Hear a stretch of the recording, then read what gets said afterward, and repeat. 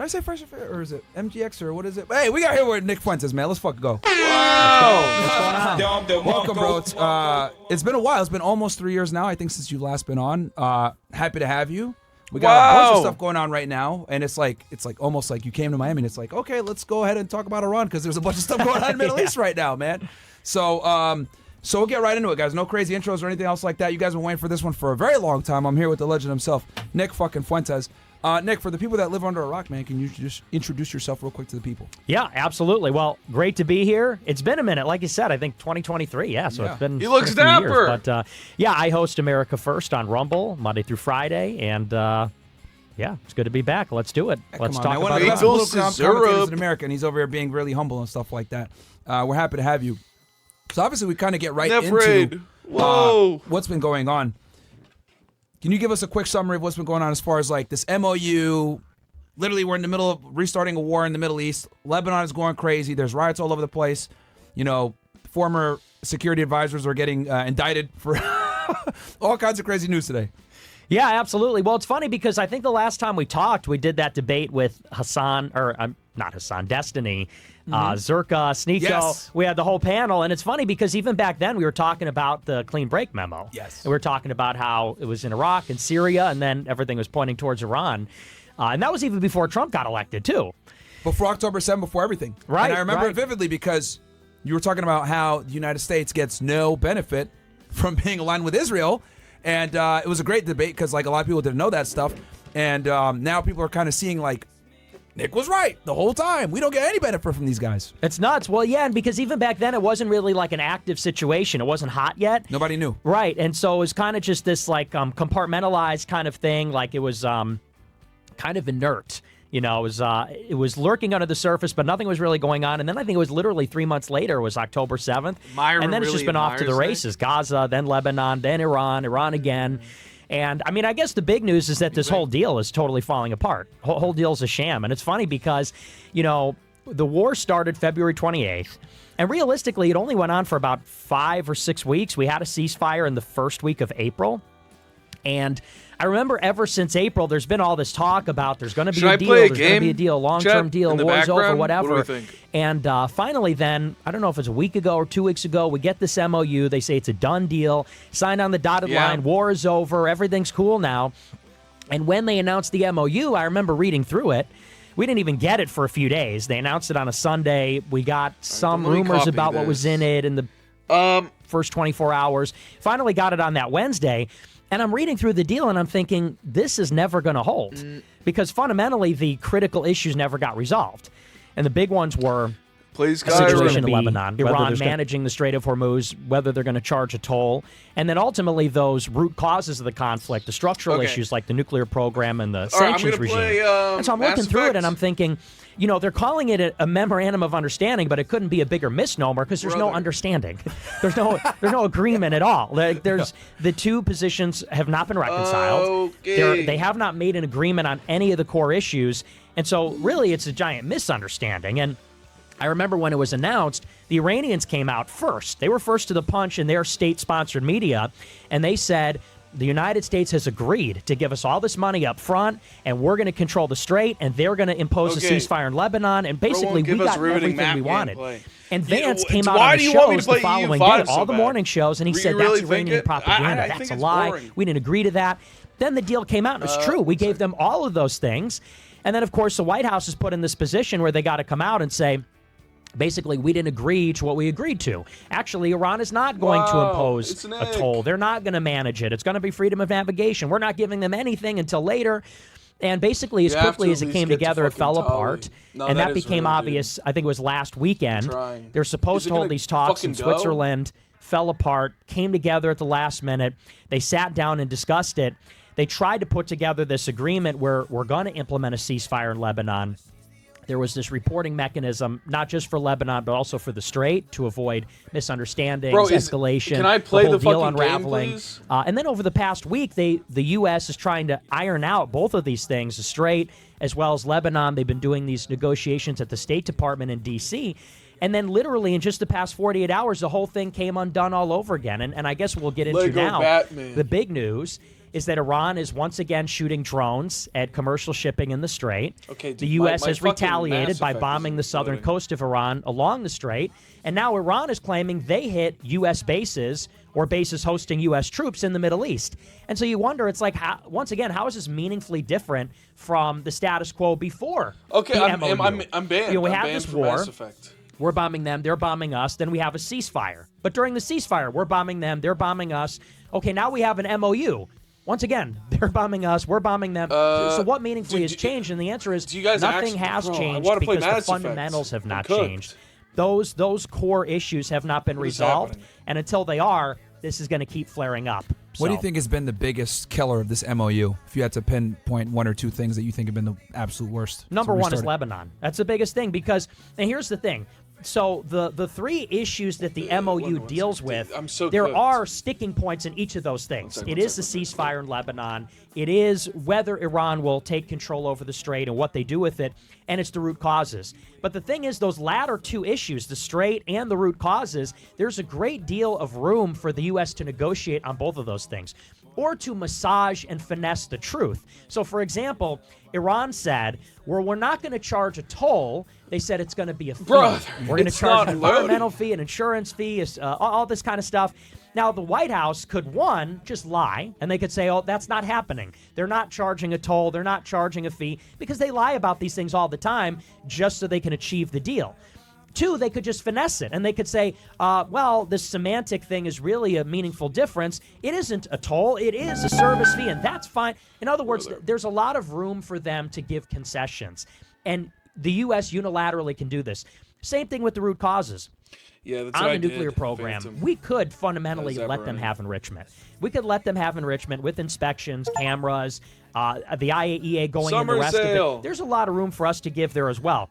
But the one thing we have no control over is what Israel does in Lebanon. Yeah. You know, we and that's the irony, closest ally, complete dependence on us, and there's literally nothing we can do to get them to behave the way we want. They're going to do what they're going to do. They're going to do what they want. And it's actually imperative for Netanyahu that they don't Bruh, stop why in won't Mass Lebanon. Effect load? It's imperative that they don't stop in Lebanon for its own sake, but also in the furtherance of sabotaging the Iran deal itself. That's a goal in and of itself for them, too.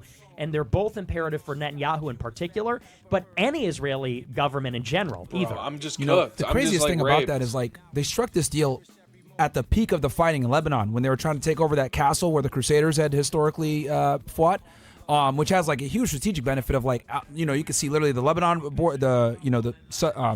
northern Israel, and then you can obviously see the border. So it's like they were fighting at that point right when Trump was in France trying to sign this deal. So I was like, man, there's no way Israel's going to get back. And they made it pretty far past the Litani River. So I was Restart like, Steam. I no just way. did And then, like that. you said, they have no incentive for this deal. All of Israel got mad. Even people were criticizing the Trump administration. It's kind of bro, funny I how got no nobody said it clue by what I name, should right? play. Like no one said Trump. They're just like, oh, this is bad. Even Mark Levin and all these other people. Then anything about Trump, they're just like, this deal is bad. EU5? So it's like I was like, there's no way this thing is gonna last. But yeah, like I hate to blame it on Israel again, but it's like that was the point that we couldn't deliver on, unfortunately. And what did they do? They completely sabotaged it. Well, yeah, and it's funny. I said that on my show. I just saw this was one of the clips that's still blowing up on Instagram. As I said, like they're literally responsible for so all the wars raped. in the world. At this point, it's just like undeniable because it's like, look, Iran, which is allegedly this like regime of religious fanatics and zealots, and the Trump administration, they both want peace. They signed the deal. They had the handshake. The rest of it, it's Israel that is literally insistent on sabotaging this peace so they can have more war somewhere else. So Okay, it's 100% guys, I have no falls clue on what the them. fuck to do. And it's so I deliberate. wasn't planning And on even watching you remember this. the original ceasefire is in the first week of April. And if you recall, it's so funny. People just have this unbelievably short attention span. We've been, technically speaking, in a ceasefire. Like, nominally, that's where the war is ever since the first week of April. And if you remember the rollout of that Put ceasefire, on Batman. Trump had been Ass effect. saying, There is we no will ass effect. We're annihilate cooked. Iranian civilization. Like, we're going to kill Power everybody. plant day. Yeah, Caused by Power EA's Plant Day, app on Bridge Steam. Day, and that was on Easter. It's like, hey, happy Easter! Like we're gonna kill everybody. Yeah. And it was Easter, and then 48 hours later was Tuesday, this? and that is when Trump announced in like the late evening, he said, "We've got this ceasefire." They said, as long as Iran opens the strait, we're going to stop attacking them, and then we'll begin a Wait, let me two-week close out all the negotiation EA on the shit. bigger issues, a nuclear issue.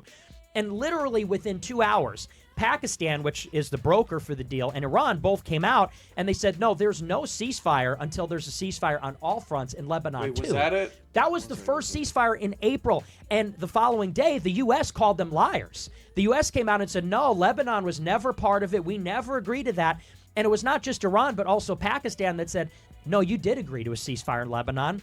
Now, the following day, Israel launched a major airstrike on Lebanon, killed 1,000 more people. Literally the following day, when that was the issue in contention, Israel kills 1,000 more people in Lebanon. Insane. And Iran comes out and they go, yeah, okay, deal's off. There's no basis to talk.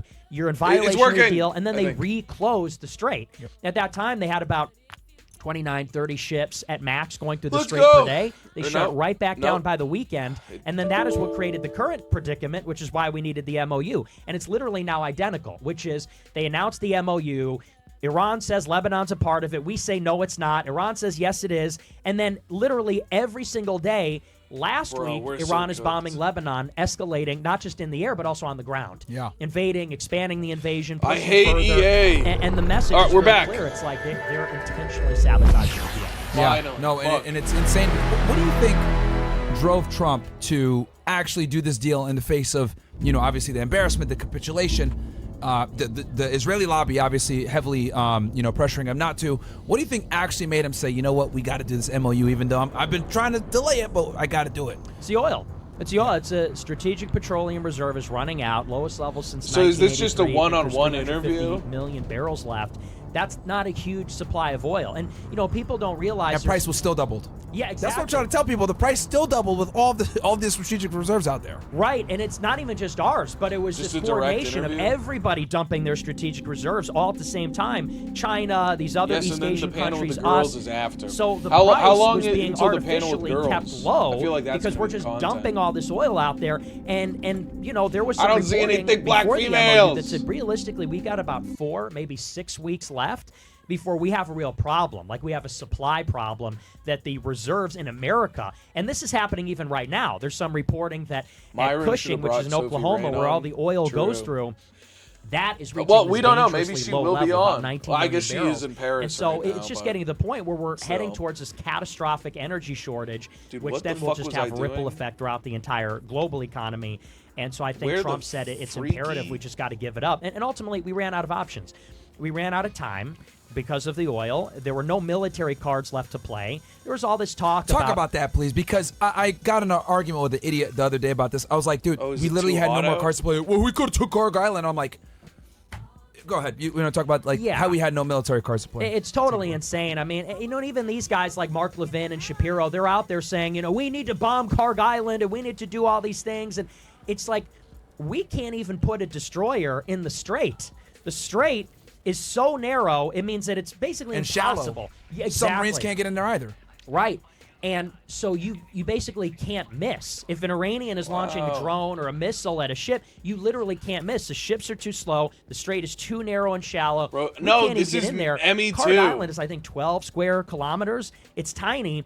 And you have to know the Iranians would anticipate this. So you start landing some Marines on there, it's going to get ugly. They talk about the Marines getting them on the MEUs. I was like, this is a suicide mission if he actually does this. What's going on here? And then the other thing too, like I was trying to explain this, I was like, the only cards they really had left, realistically, was destroying energy infrastructure or a nuclear bomb. That's really all you had left. And if you do either of those, say goodbye to the Gulf states. Yes. Just say goodbye. They're going to destroy the desalination plants. No water. They're cooked. Summertime in the Middle East, over. So Fucking gay I can only Gav. imagine. Like, I was thinking about this. Imagine the Oval Office every day during the course of this conflict, like from Japan, from Indonesia, all these countries, the Gulf states, Trump, end the war. He must have had an insane amount of international pressure to end this thing. All of Europe. Now they got to buy Russian oil. Right. What's going on here? Yeah, feel like huge there's too much international going on with the pressure, music. and you're right. I mean, at the end of the day, it's like They made a big we deal just, about this plot we had plan a and set dropped it. period of What- time where we dropped had some what? options before we ran out of oil. It's just that's really what it all comes back to is the U.S. really underestimated Iran's ability to close the strait and sustain the closure of the strait basically indefinitely. And you have this period of time where Trump thought we could bomb them into submission. then it was getting too costly even for us. Bombing them was too costly for us because of how we were burning through the stockpile of interceptors and the damage it was doing to our bases in the Gulf. It's just too many targets. Can't defend all of them. So then we transitioned to the strategy of the bluffing, the economic blockade. We're just hoping there's some way we could trick these guys into a deal. And then, you run out of oil. That's it. It's the end of the rope. Oh, I know Trump is a very difficult person to predict sometimes, etc. But if there's someone that understands his thought process, because you've been spot on with a lot of your analysis, a lot of your predictions. It was too warm. It scared me. Oh my what do you think his strategy was? Like, let's go to February 27th. Or actually, we can even go back when Netanyahu came the 13th time to America. Right. And he sold Trump on the plan. What do you think the plan was? What was he trying to do? What was the strategy? What did he think was going to happen versus what actually happened? Well, you got to go back to really December, which is Netanyahu comes to Mar-a-Lago, I think December 27th. For New Year's. Exactly. Yes. And he came there with one intention. It was widely reported at the time. He said, look, we got to hit Iran again. We got to hit the missiles. He said, because Iran is building 300 ballistic missiles per month. And what this is going to do is it's going to make it impossible for us to intervene. And if they build up their missile stockpile, then they will get to work on excavating I haven't the gone to highly any of the enriched uranium, shops the yet, centrifuges. really. Then it's off to the races. So Netanyahu said we have The way to go you back play in, this mow the game is grass, genuinely or so defeat insane. them once and for How? all. What do you mean? Trump goes into Venezuela that first week in 2026, extradites Maduro. It's this masterful operation. No U.S. casualties. We kill 100 of their guys, scoop them up. He's feeling good. Then you have those protests in Iran where they say 70,000 protesters were killed. It's the most violent clashes ever. Which is just the number just kept going up and up. First it was 20, then 30, then 40, then now they're saying 50, 60, 70, We've never seen that before, right? They never, October 7th, other things, right? Like so it's like, think of the 100,000 protesters that were killed. And what we later learned, by the way, is that those protesters in Iran, it wasn't really a spontaneous demonstration.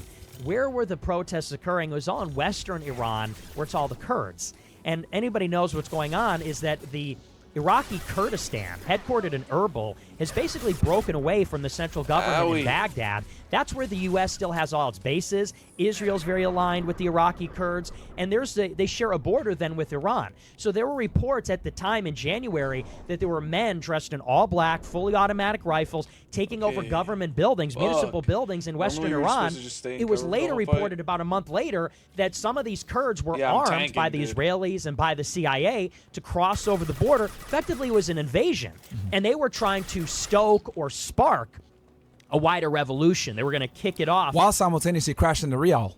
Yeah, which Bassett admitted that we crashed the Real too. And he did that with George Soros for years. That's how George Soros became so rich. Exactly, that's a great point. That is a huge part of what triggered is a big currency collapse and a run on the banks. You're 100% right. And so you had these huge protests going on into the middle of January, and that's when Trump was saying, overthrow the government, and they said that they were in the air ready to go, ready to bomb Iran, but they just didn't have the aircraft carriers mobilized because they were in Venezuela. So Trump mobilized the fleet, brought the Armada to Iran.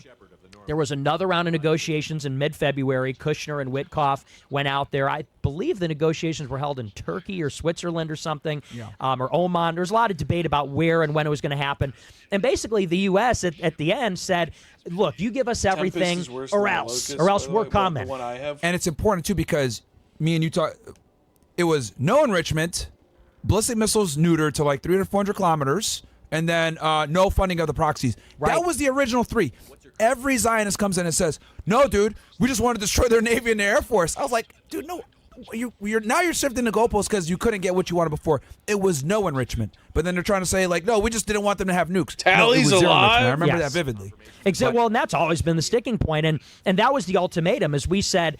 And the ultimatum even went outside the negotiations, because in the negotiations, the Iranians, they won't sit if it's anything other than the nuclear file. They don't even want proxies and missiles on the table. So they say that is outside the bounds of the discussion.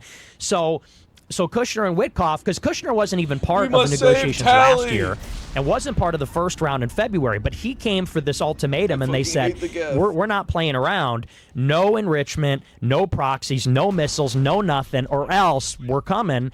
The Iranians said, forget it, and then that's when we went to war. And so I think the mindset was basically a combination of exuberance because of the success in Venezuela, as well as maybe overestimating the penchant to the Iranians that they're going to be able to overthrow the government. And then I think the Israelis and Trump himself undersold the ability of Iran to close the strait, their willingness or ability to close the strait in a sustained way. You know what the most disturbing thing was to me, man? Like, the intelligence community told him, you are not going to be able to effectuate a regime change. These guys are theocrats. This is they're not going to, even if you kill Ali Khamenei, you're not going to get the regime change you want, man. This isn't Venezuela where you can pay off the bodyguards. Like, this is different. And he went with it anyway. And I don't know what the Mossad told him during that meeting, but he clearly had to rely upon Israeli intelligence, like you said, the exuberance. And the thing that's also the most disturbing is like the diplomat guy from Oman. Like, they had met on the 27th, and they had a framework in place where it was almost like a better deal than JCPOA, where they weren't going to stockpile, like they're going to get rid of sunset clauses, whatever. It was better than what Obama had in place, and they still attacked anyway. Which I'm like, oh wow. And it's like now, you can make the argument that Iran is stronger now than before. 100%. There's no question. Did it change? Yeah, I think it was. Gun? It is this influence of Israel. I mean, it was Mike Waltz was a national security advisor up until like May last year, and he's an Israeli operative. So these are the people in Central Command. These are the people in the DIA, in the NSA, the rest of it. And you're right. In the build-up to the war, I remember there were a bunch of sources going to Politico and the Washington Post from the military, basically saying regime change isn't going to happen, because that was like the tagline at the time, as Trump said, we want a decisive, definitive confrontation. We want a clean decapitation strike, knock out the regime in one go. They said it would last 4 days. I don't even remember, but like that first night, they said 4 days. That's as long as it's going to go. And I guess they literally didn't have a plan B. Okay, what if it doesn't work? They close the strait and then they refuse to open it. Okay, now what? And that's literally the question we've been grappling with ever since is, okay, we crossed the Rubicon. You killed the supreme leader. You killed half the regime. True. You blew up all their stuff. They closed the strait.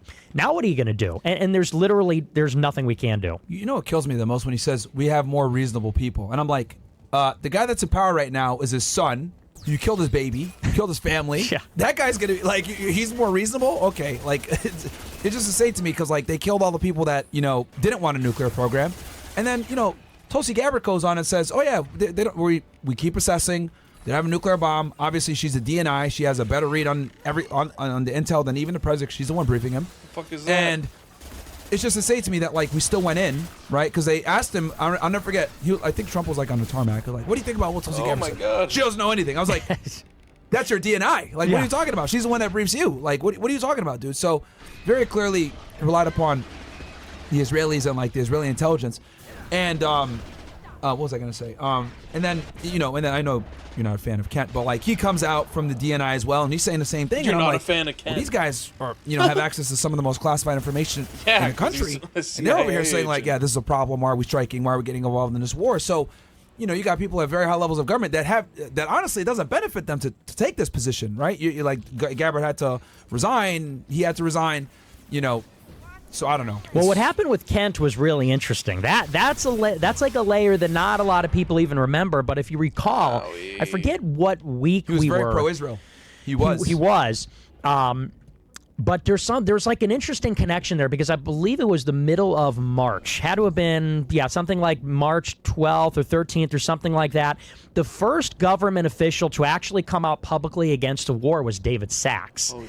Sachs, who is very close with J.D. Vance, very close with Peter Thiel, very close with Elon. David Sachs is extremely powerful and a connector, because it was at David Sachs' house where J.D. Vance hosted a tech fundraiser for Trump in June of 2024. And that is some of the value that Vance brought to the table, which is why he became the vice president. And so Sachs is like the conciliary for Vance, Thiel, Elon, also very tight with Tucker Carlson as well. He's part of that crew. He's a PayPal Mafia guy. And, he's better than some of the other PayPal Mafia Jews. He is a Jew. Yeah. But every time. And it's literally every time. But so he was the first one to come out. He's the AI czar. And now the thing about that position is because of some statute, you can only have that position for 180 days or something like that before you go. Because it's not confirmed with a Exactly. So he was headed towards that time limit expiring. He was on his way out. Then he got put on the Science Council, I think, about a few days later. But he was the first one to come out and say the war in Iran needs to stop immediately. That was on a Saturday. Then it was literally a few days later that Joe Kent published his letter as the head of counterterrorism. The following day, he went on Tucker Carlson and did this big interview. And I said, wait a second. So you got David Sachs, Joe Kent, Tucker. You got this triangulation of people that are now criticizing the war from inside the regime. Kent was backed by Thiel in 2022. When Kent ran for Congress in 22 in Washington's 10th, I think it was, he got money from Peter Thiel because Kent was running in one of those Trump impeachment districts. Back in 2021, there were 10 or 11 House Republicans that voted to impeach Trump. Peter Thiel made it a mission to primary every single one of those people, and Kent was running in one of those districts. Kent was in the CIA. He's a CIA officer, right? So I saw this triangulation of Sachs comes out first, then Kent goes on Tucker. What do these three people have in common? They're all J.D. Vance guys. Now, this war puts Vance in a really bad position because I think everybody saw where this is going to go. It's going to lead to an economic collapse, an energy shock, high inflation, defeat in the midterms. What was his position pre-war? I heard different stories. Yeah, I heard different stories. Some was like, no. Some was like, hit him hard, but get out of there. What do you think his actual position was? So they said that Vance did not oppose. Okay. He was in favor of hitting them. If you're going to do it, hit them hard. But he didn't oppose. Because he talked about them literally on day one of the RNC. I was there. I was like, why is he talking about Iraq? Dude, what the fuck? When he first got appointed. He talked about it twice in 2024. He went to the Quincy Institute and said we need a pro-Israel version of America First where we give Israel everything they need to bomb Iran. And then at the RNC in July. Punch him in the nose or something like that, if I recall. Yeah, he said, we can't just do these, little pinprick strikes. We need to hit him really hard. And he volunteered that. It's not like they said, what should we do about Iran? They said, what do you think about foreign policy? He said, we need to hit Iran really hard. So, we need to demolish Iran. It's hard to know because Vance has rivals inside the White House who are going to leak to the press to make him look bad about, did he support it, did he not? So it's sort of unreliable what you hear because these are planted stories. But we know he didn't oppose.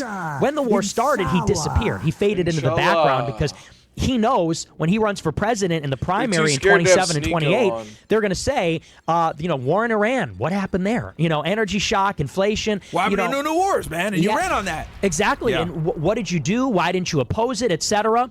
And I think that what happened with Sachs, Kent, and Tucker is they are trying to help extricate him from the liability of the conflict. They're going to try and give him an out. And Tucker's got this interesting line. He's been interviewed a few times recently, New York Times, with the British journalist, with Jack Neal, somebody else the other day. And they say, so what do you think about Vance? And Tucker has this habit of saying, oh, well, he's got the hardest position in the world because, we all voted for Trump and placed all our hopes upon him. And, Vance just has to do whatever Trump says. If Trump betrays the voters and takes us to war, Vance's job is to support Trump. So he really has no choice in the matter. Even if he opposes it and it's bad, well, what can he do? It's just so unfortunate. And what that belies is they don't want him to catch the blame for this next year. And I think now this is why Vance is throwing himself in front of the peace process. Tally. This is why he wants to be the guy in Islamabad. He wants to be the guy at Switzerland that's negotiating the MOU because this is going to be a huge liability, a huge hot potato they're going to have to neutralize in 27 because they're going to be asked okay, Iran war, what did you do? Completely split the base, dude, this war. Yes, and his answer is going to need to be something like, well, my job was to support the president. I had no say in the matter. As the vice president, my job is to do what he tells me. But what I did is I brokered the peace, and I was instrumental in ending it and blah, blah. And then the endorsements from Kent, Tucker, and Sachs are going to become critical because all these people that are furious about the war and are leaving the GOP because of it, they're now aligned with Tucker and Kent and saying, oh, these guys are patriots. They're criticizing it. If those guys come around and endorse Vance, it's like, oh, okay, he's cool. I see what you're saying. He can't criticize the war. They're creating his off-ramp right now, is what you're saying. Yes, they're trying to salvage him. So that that's what's going on there. So is that true? No, that's very interesting that you say that. So do you think that was kind of the first Sachs was you know what? Because obviously he's a big Zionist, right? He benefits from the Iran war, right? Because he loves Israel. But you're saying hey, I still got to protect my guy. I'm going to be the first domino to kind of, hey, this is an issue. We need to get out of this war, etc. And then obviously trickle back, because people forget that Tucker was one of the main guys that told Trump to put Vance on, wasn't he? Yeah. Oh, 100%. Yeah. It was Tucker and Elon and Don Jr. Tucker. Some say Peter Thiel. Others deny that. I think those people are liars. I think that Peter Thiel definitely had influence over that. over that. They're making Nick explain this all There's a lot of rumors. Some say that Peter Thiel basically left politics like after really... 22 because his boyfriend Guys, you know killed himself. why we don't like JD Vance. Yeah, of course he killed himself, right? Of course. Guys, his boyfriend killed himself. Threw himself out of out of the 50th floor balcony. Don't know why. Damn, bro, you couldn't get a better excuse than that one, man. Like, just say the Mossad did or something. Like, damn, like, come on. Well, man. it is interesting because I've heard this story. So Peter Thiel had this boyfriend.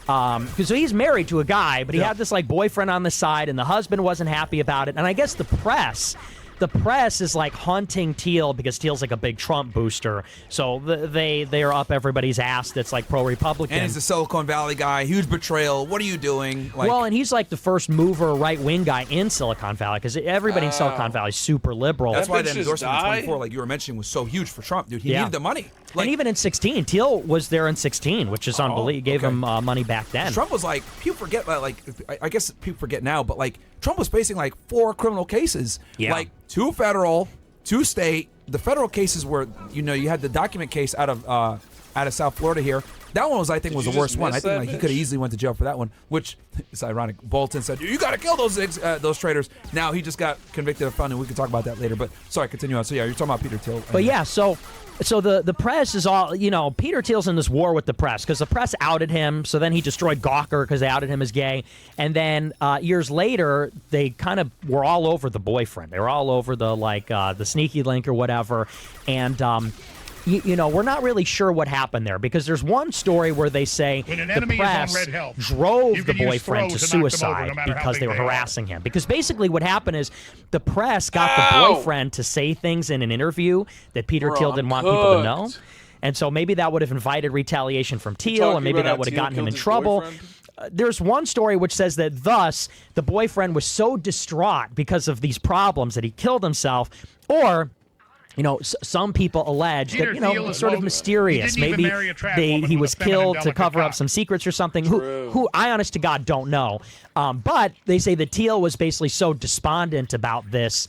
He sees it as such a tragedy that he just left politics after 22. And so in 24, he made some public appearances and basically said, I'm done with politics, because they said, your boy is the vice president. What do you think about that? And Thiel said, I'm not really looking at the outcome. I don't really care that much. I'm not involved. And so there are a lot of people around Thiel that say that he's just not in the mix anymore. I'm not sure how much I believe that, though. So that's sort of interesting. But I'm just saying that's what I've heard in that world. Anymore, I remember, I think someone asked him about lavender lavender at I think it was Oxford or something like that. And he's just won't defer to Israel government. And it's just okay, dude, all right, whatever. So I guess we could go right into, let's pull up the thing real fast with Lebanon. We'll show this video real fast of them striking this deal, because we talked about Lebanon and how that was really the only thing that we didn't have control of, and then of course the Israelis had control of it. And what did they do? Oh my God, I just died. We'll play this clip real quick, and this is them right here. This is Marco Rubio brokering this, and I remember they had a meeting like this a couple months back, if I'm not mistaken, which Rubio also brokered it as well. I mean, this is a big deal. It says right here, Justin, Secretary Rubio just brokered a framework agreement for peace between Israel and Lebanon right here in D.C. America, Israel, Lebanon are all signatories. Immediate steps include the Israeli military withdrawing from small areas from southern Lebanon. I know, I got a spam shield. Play the clip real quick. You put the audio as well. God bless Israel. May God bless Lebanon.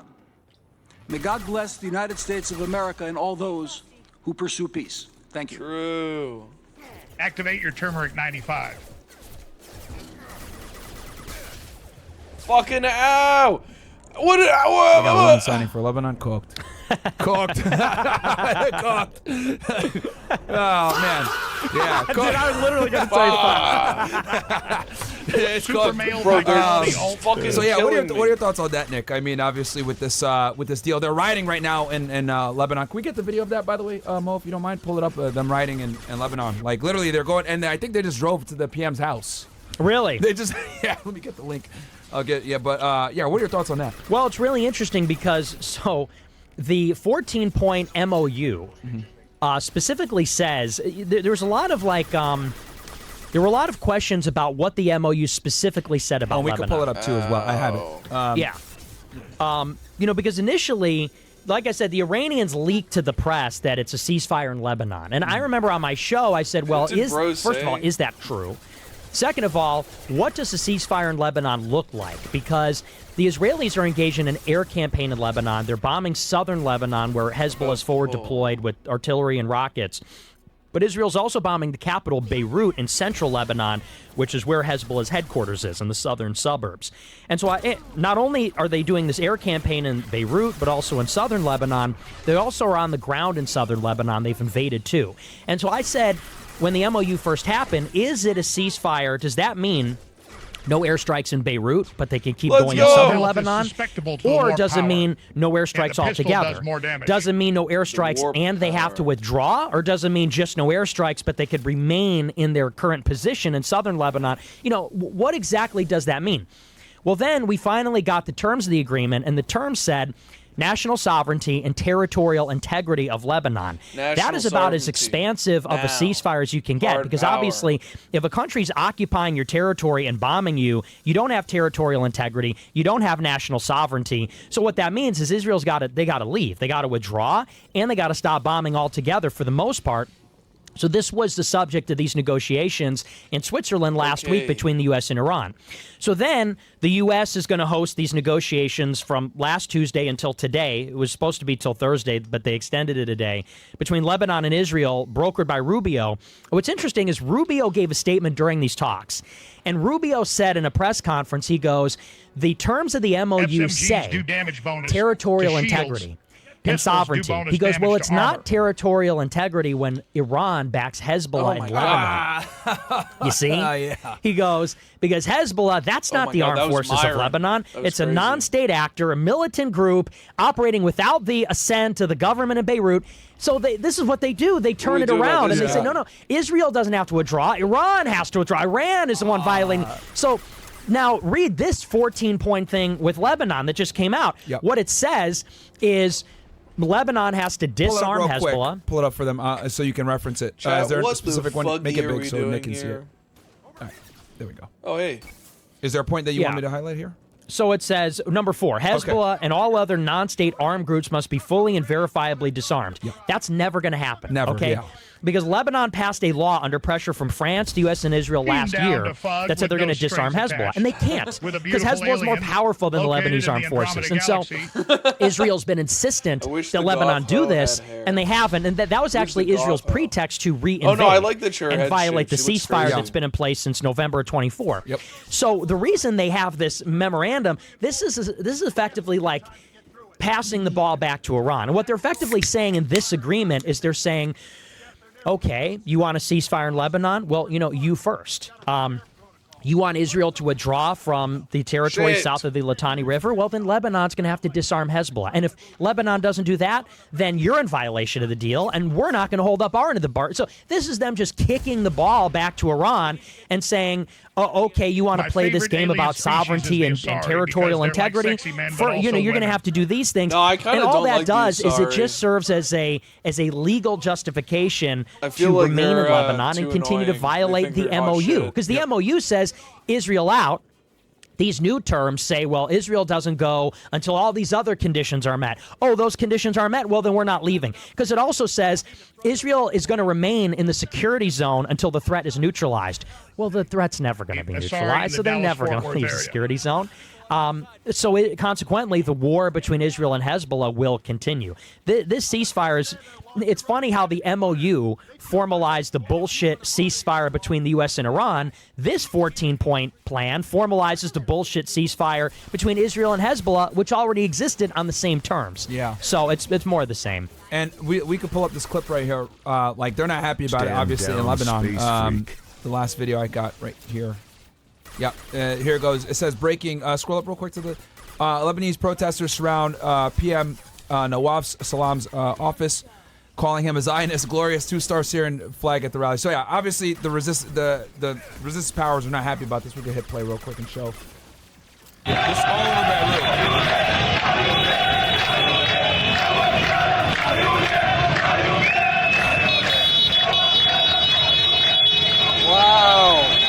so beautiful.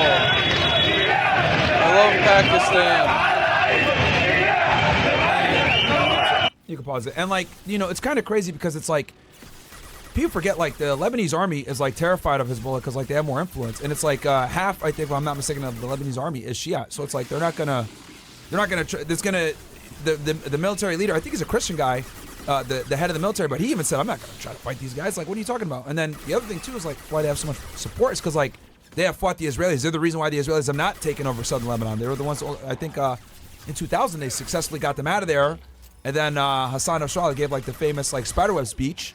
And then, like, that's why everyone in the Middle East, like, bro, they support I'm so Hezbollah. pissed. So it's I like there's just no got way that they're ever going nailed. to disarm because, like, Right. they look at it like Israel's going to continue to invade us. If we disarm, they're going to invade and going to take the southern part anyway. Exactly. Well, Hezbollah is protecting effectively You could use Lebanon from overload on Israel, the and flamethrower gas the other thing is when their Israel shields is are dropped to make them actively explode antagonizing gunshot style. Lebanon with their rhetoric. It's the same stuff that they would do with Iran. can do what? I remember last year when we entered negotiations with Iran, the following day Israel came out, Netanyahu came out and said, well, the only deal we will accept is if we blow up their nuclear centrifuges. That's the only deal. That's the only nuclear disarmament we will tolerate. And what this is meant to do is provoke and antagonize the Iranians into thinking we can't trust the U.S., we can't make an agreement without lowering our guard. That's the big concern, is becoming vulnerable. What Israel says about Lebanon is we're going to give them the Gaza treatment. That's literally what their ministers say. They said, what's our plan for Lebanon? Do what we did in Gaza. And what did they do in Gaza? They bombed the shit out of them, and then they invaded along the entire border and established a security perimeter, this like buffer zone, that they have now effectively annexed. And they're doing that so that they can reassure the people of southern Israel that they'll not be invaded by Hamas or attacked by the rockets. It's the same mentality in southern Lebanon, which is, how is Israel going to restore confidence and allow the people of their northern settlements so to return to retarded. the Why did northern I do border of that? Israel? We got to push everyone in Lebanon 10 kilometers north inside their own country and establish that buffer zone. So, you know, the Lebanese are getting bombed in Beirut. They're getting bombed in the southern villages and communities. So they're saying the only thing that's protecting us is 100,000 rockets from Hezbollah, however many Press fighters mouse they one have. on the So, baddies. so yeah, that's why you got protests, because and the Israelis know that. So they're permanently sabotaging a ceasefire here to sabotage a ceasefire in Iran. Yeah, and it's kind of interesting because that's a good point.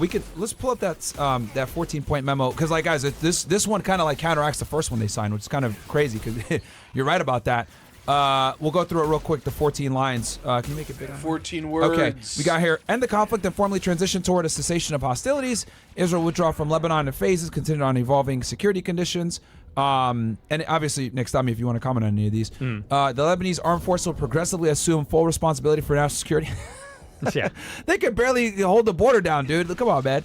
Hezbollah, and this is the big one. Hezbollah and all other non-state armed groups must be fully and verifiably disarmed. That's never going to happen. Nope. Israel affirms it has no territorial ambitions in Lebanon and will withdraw once security threats are resolved. It's always no these way. little things like, well, Yeah. once security conditions change, okay. Yeah. I mean, that's the ambiguity they're going to use. Lebanon reaffirms the state's exclusive authority to maintain armed forces and declare war. I mean, that should make them feel better, I guess. Right. This one actually concerns me. A U.S.-backed coordination and verification mechanism will oversee implementation. Do you think this means boots on the ground, Nick? No, I don't think so. I mean, because they talked about this. There's a word they use for it, I forget, but they established this mechanism in Switzerland for the MOU. Okay. So I don't think that. I mean, there's already boots on the ground, I believe, defending Israel anyway. They deployed them last year, so. Yes, like special forces and stuff like that. Right. Yes. A lot of people don't know. Yes. Both parties commit to sovereign, people don't stable know Lebanon this. free from armed groups threatening either side. Only geniuses. 9, the U.S. will support and strengthen the Lebanese armed forces with assistance tied to verified progress. That's interesting. Fucking jerk, asshole. Let's see here. 10, the U.S. will lead coordination of international reconstruction, humanitarian aid, and economic recovery efforts. That's probably a big one why they agreed to this as well. They probably want to get some of that aid to rebuild Beirut back up because the Israelis like really Bro, demolished just hit me with the significant flamethrower! portions Fucking of 10 it. minutes Lebanon straight! and U.S. will ensure that aid and Oh my reconstruction God, funds I'm getting do raped. not reach Hezbollah. Yeah. 12, Israel and Lebanon will establish working groups and negotiate a comprehensive peace and security framework. 13, both sides will cease hostile political and legal actions and I'm cooperate fucking on the Sandy return of Cheeks. detainees and remains. It's 14, happening. Israel and I'm Lebanon sorry. acknowledge the U.S. role and express appreciation for Donald Trump.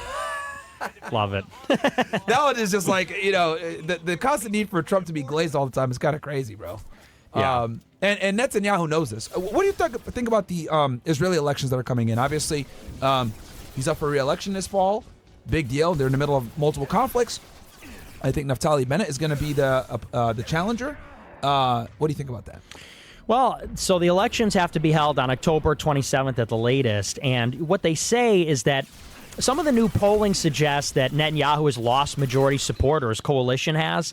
However, the question is going to be whether the opposition can create a viable government. That's always the question. Will they be able to cobble together a majority of seats that are all going to be able to work together to oust him? And that's the question. I don't know if there's going to be any leader that's going to be able to consolidate. But, of course, it's heavily dependent on the outcome of all this. If Netanyahu is seen as weak, if he's giving up Lebanon, if Iran is able to normalize relations with the U.S., obviously Netanyahu will be seen as a failure. Because, think about this is his baby. Bro, it's they always see Netanyahu as strong. He's able to defend Israel. His reputation is not fully recovered from October 7th. Because a lot of Israelis put the blame on him. They say, you're the Likud party. Your job is to be the strong man and protect us. What happened there? That's one. And then two, so now we're in this bid Do you think you let it happen? Oh, without a doubt. Without a doubt. Because that's what's justified all this, which is terraforming their periphery in Gaza, West Bank, South Lebanon, Syria, for that matter, Iran, Yemen. This 7-8 front war that they're on. And so... You were talking about his political ambition. My bad. You were talking about the security and how he's getting hit in Israel. Right. So it's October 7th, but also then the whole idea was... Never again. How do we prevent October 7th? We're going to eradicate Hamas, eradicate Hezbollah. We're going to decapitate Iran. If none of these things happen, then Israelis are going to say, look at everything we've lost, which is to say we've been isolated in the world. Everyone hates us now. We've been alienated from the U.S. Was it worth it? If we haven't achieved those objectives in Iran, Lebanon, and elsewhere, then the answer is no. If anything, Iran is more powerful. The Hezbollah threat has not been meaningfully dealt with. For that matter, neither has Hamas. And so I think Israelis are going to look at him as basically a failure. And the more that it goes in that direction, the worse his prospects are going to be. So this is why Netanyahu is hell-bent on sabotaging peace here. All right, guys, we're going to switch on over to Kick here in a second. I'm going to get off JTube here in a second. So JTube. get ready to get off YouTube. Let me ask you this, Nick. As someone who's like, you've been talking about this for a very long time. One of the pioneers in this space. Fuck, and I'm watching enough on people don't give you dude. people don't give you enough credit for that. How crazy is this for you to see it from the beginning, where it's like you couldn't even talk about this topic, man? Like you couldn't even utter Zionism or Israel or foreign policy at all with this stuff. You would be ostracized, looked at as like ridiculous. You're a terror supporter, or you're anti-Semitic. Like, how nuts is it to see like Israel being like completely geopolitically isolated, like the way it is now? It's I never thought it would happen, honestly, because I always thought that was the one thing no one was ever going to talk about, because it's just too. I mean, you know how it was even 3 years ago. Yeah. So when we did the show for the first time, you remember? Yeah. Demonetized, articles written on us, like Right Wing Watch, Media Matters, SPLC. They all came after us, right? Like, look, Holocaust deniers, etc. Right? So, and that was late in the game. Yeah. That was only 3 years ago. Yeah. So it's really unbelievable how quickly, it's all October 7th, obviously, but like it's just shocking. Not only that it has happened at all, but just how quickly. It was just like overnight. I did this from 17 to 23, basically, and realistically, there wasn't a ton of movement at all. There wasn't a mass awakening, anything looking like that. And then literally all at once, it just flipped. And now the biggest podcasters like Tucker, Candace, Megyn Kelly, Theo Von, Joe Rogan, who's the other? Tim Dillon. Yeah. It's like literally. Well, Joe Rogan still dances around it. But, for the size of his program, he's definitely not pro-Israel, which is really interesting. Yeah. You're right. And he's brought people on, he brought, Ian Carroll on. Ian Carroll talked about, like, the dancing Israelis, and I was like, what the I was, Dave like, Smith shocked. and Dave Smith a bunch of times as well. So I was like, I was shocked when, like, I was like, oh, wow. Like, he mentioned dancing Israelis on JRE? This is insane. Yeah. This was, like, considered, like, a fringe conspiracy theory for years. No way! And, like, now That's people are so figuring out that, like, crazy. I Israel got had too foreknowledge greedy. of 9/11. Significant No evidence to show. way! I'm So it's wild, dude. And, pissed. like I said before, someone like you who, like, blackballed, demonetized, banned everywhere, debanked, etc. It's like, I got too vindicated, man. fucking- Yeah. I mean, it would feel good, but then it's like, God, dude. I don't know. Sometimes I'm just like, You know, at once it's very satisfying to see I people got say, too "Oh, he was fucking right all along." cocky. On the other hand, I'm not even getting a ton of credit. Like, you know, a lot of people now that have come to the scene are like, now they're calling me the fucking shill. Yeah, it's kind of crazy when I hear people say that. Yeah, and we don't need And to I'm get like, into you lost stuff like that. but- it's kind of crazy to me because like they'll say that I'm like, do you not realize how much this guy's lost about this fucking topic? Yeah. Like, are you fucking serious? Like, It's nuts. it's like a lot of times like they'll give a talking point. I'm like, wait, Nick said that first. You know what I mean? So it's like it's crazy when people don't give their flowers or don't talk about it. So it's like insane to me. But it's like, I will say this. Even though Dude, who the fuck is shooting? fuck the me? progressives on the left, I will say that them talking about this has helped. Totally. Because one thing that I've realized, Fuck are we the off libtards. YouTube yet? All right, yeah, let's get off YouTube. Dude, don't get off Let's get off YouTube. Let's I'm go straight on to Kick, YouTube. and you know, Kick and Rumble, obviously cool. What the Yeah, guys, fuck come on is over. that? Kick.com/MyronGainsX. Kick.com/MyronGainsX. We're gonna have obviously. Fuck, dude. You're kidding me. You fucking jerk. You fucking jerkhead. La vida es impredecible. What the fuck Spectrum is Internet that? con fibra óptica no lo es. Mexican? Es el internet en el que más puedes confiar. fucking pussy hard. Half in the bag. What the Okay, so- fuck? Get off my screen, YouTube. Alright, fresh and fit. Alright, we're on Kick. Fucking heck, dude. Big pain in my ass.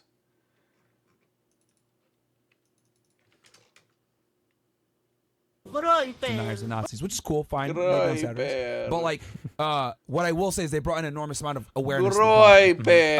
Groiper. I've always looked at it like they attack the problem from like a humanitarian perspective, like, oh my god, they're killing people and genocide, apartheid state, or etc. Right? Which is whatever. But I will give credit that like, you know, because I'll say this, progressives are way more active than we are, right? Let's be honest. These motherfuckers will go out and protest like free Palestine, going nuts or whatever. And it's brought awareness to the problem. You know what I mean? So that's one of the benefits. Obviously, they don't attack it from the same perspective that we do. Like me and you come in like, yo, these guys are subverting our government. This is an issue. Get them the fuck up out of here. You know, we come at it from a nationalist perspective, and we also understand that, like, let's be honest, Jewish power creates a lot of problems. It's caused a lot of pernicious left-wing ideologies to kind of permeate throughout the country. With you know, their expansive situation. Yeah, go ahead. Bring Thanks. Got to take care of the bro, man. So it's good that they've because they've activated a very politically active side, right? Because progressive stuff, the college campuses, whatever. So that's good. But Fucking another hate side, the obviously they're Gap, coming at it from another perspective, but that has helped, I would say, because if you're right wing and you're anti-Israel or critical of Jewish power, it's like you're good, you're cooked, you're automatically cooked. You know what I mean? That's Fucking through it. So that's one of the benefits. Yeah, I mean, it's definitely true. That's the thing, though. The left is huge. The left is huge, organized, active. And the difference is that the left is not captured in the same way that the right is by Israel. The right is deeply institutionally captured by the Israeli government in particular. The Israeli How is this taking forever? It's just a different rule set. On the left, criticism of the Netanyahu regime in particular, that's actually institutional. Soros is an enemy of Netanyahu. Soros is out there, even though he's a pro-open borders, open society Jew, and one of these Jewish billionaires that's ruining America, he is actively opposed domestically in Israel to Netanyahu's party and Netanyahu's vision, this version of Zionism Netanyahu's pushing. And so it's the opposite. On the left, you can actually remain in the institutions. It's actually maybe even a good thing criticizing Netanyahu. Obama was against Netanyahu. Biden had friction with Netanyahu. And so there's been an opportunity there for people to criticize it and retain their platform access or career opportunities. It's a huge boon George to Soros us. And is the enemy there was of the a time, I Patriots. remember in 23 and 24, the left was very I fucking heavily hate critical George of Israel. Soros. And you had a lot of people on the right who were pro-Israel that were saying, well, the left is criticizing Israel's settler colonial state. And use all those left buzzwing terms: genocide, apartheid, ethno state, colonial. Yeah, right. Yeah. They said, the left sees the Israelis as white people that are oppressing an indigenous population, extension of the British Empire. There's like a socialist Me angle and you too. both know they're not fucking white. Hell no. No, Jews are hell not. Anyone that no. says Jews are white, you're a fucking retard. They're not white at all. And they'll even tell you, I'm not white. Yeah, well, and you'd have to get into what is white. It's European, it's Christendom, it's the fusion of those things and their civilization. The Jews are define themselves against that rather than part of it. But in any case, the pro-Israel right was correct that the left was criticizing Israel for the wrong reasons. However, it didn't matter. At that time, it was just important to basically thaw the chilling effect. Because the problem that we had is that you were simply not allowed to say or think these things or, engage in activism against these things. He's okay. Oh, he's not bothering you? No, Okay. I love the dog. Okay. So it was important for the left to say those things just to open up that conversation, just to thaw the rules governing that conversation. Now, however, I think it's a different story. A year ago, you needed the left and the Muslims, for that matter, because the Muslims, they're a huge community too, and let's just Very not, loyal. yeah, and not only that, but they're extremely numerous online. I don't think it's wrong to say that if you're shitting on Israel, you're getting a huge engagement boost from the Muslim world, not just nationally, not here, but internationally They've too. been Jew-pilled forever. And Yeah. they're like, finally, America's talking about this. Yeah. Because for a long time, they could never talk about it. That you knew it, Dude, right? Myron's just I a mean, I big grew up in a corny Muslim for me, household. My honestly. family's from Sudan. So I liked you better when Around it was on fucking Independence Amy Day. So you already kind of knew We what lost it was, Patriots but face down in the America mud had so never you could known this enjoy shit this because it was family so breakfast. suppressed for so long. Right. You couldn't talk about it. And a guy like you, you come in and you talk about it. Holy Well, get this guy out of here immediately. But continue. I'm sorry. So yeah, you get a boost. if you are in 24 and 25 criticizing Israel, and I was very conscious and cognizant of this. I remember saying things in a certain way that would appeal to liberals and appeal to Muslims because then they boost the content. And it's look, if what we're doing is like a Fucking prison hell. break, it literally doesn't matter. As long as the content's getting out there, as long as people are getting the idea that we can criticize Israel, these guys are hypocrites, they're not beyond reproach, etc. It's just about changing that conversation. And it was okay. Now, however, we see everybody knows the score. And what is happening now is that the left and the Muslims are kind of using this to push their own agenda. So the left is using criticism of Israel to push their DSA stuff, their progressive stuff. They're using it to basically conceal and run cover for the other parts of their radical agenda. Same thing with Muslims. You see a lot of the Muslims now My saying wife keeps yapping my ear off. anyone that criticizes I'm about Muslims to blow my fucking is head a off. Jew. Anyone that has anything untoward to say about Muslims or mass Muslim migration is a Zionist. That's a Zionist. And it's whoa. It's not America first to have mass Muslim migration. It's not Jewish to say that. It's not America first to let Somalians loot Minneapolis and not deport them. That's not America first either. Dude, And no yet the left way! and I Muslims, fucking hate it so Muslims and the much, left, man. respectively on those Dude, issues, this are fucking using criticism mission is of Israel to run crazy. cover for those policies. Hey, it's all good if tons of Muslims come here. Anyone that's against that is Jewish. I'm trying to Somalians tell take my over teammates to Minneapolis. use their Anyone that's powers. against that is Jewish. And so I think now, No way, words. now the How does this criticism of keep Israel's happening, dude? mainstream, I don't popular, know. and, I'm maybe a the majority retard. position, it's now important for the I keep right, thinking the that it's right wing, easy. I'm not the locked in. I'm nationalists, not to locked assert in. our own position on this and say, now we need to start start drawing just some listening lines to and say, Nick. listen, we may coalesce. We can create a coalition, perhaps, God, with it's the some elements of the same left or segment some over Muslims. again. But what we are as a faction is nationalists. Yeah. And so the reason we're against Israel, still gets it's the same me. reason we're against Soros, because we're America first. Yep. It's not America first to have open borders or to give money to Israel. It's not America first to have Muslims here that only care about Islam and Muslim countries. Same way it goes for Jews. Yep. So we need to sort of define and distinguish and refine our movement within the Fucking Israel critical hell. space as the right-wing faction. Yeah, no, and now that the information's out, we can start to actually be more specific about the issues. Right. Because like I said Commander before, Norwood didn't it's descend. good because they brought awareness from the left, right? That wasn't there before because criticism. Commander of Israel used to Norwood be is literally a nuclear ascended. topic that you couldn't talk about. So now they've made it a bit more mainstream. But yeah, Once we need he's to getting come at bad it from these fucking guys alien have too much posts, no one's goddamn gonna be power. talking shit They about him anymore. are Israel first. They are responsible for a lot of the toxic isms that are in this country: feminism, progressivism, Marxism, etc. Which I want to talk about that too with the Fucking DSA. hate Marxism. Where do you see the Democrat Party going with this? As far as this socialism move that we're seeing, I said this before, and I want to get your position on this too. And I'll let you talk about it. I think Mamdani winning mayor of New York City was the beginning domino of what we're going to see, where it's going to be a socialist revolution. I'm starting to see these establishment Socialist Democrats kind of not be as revolution. cool. The Hillarys, the Chuck Schumers, the Bill Clinton era. I think that's dead.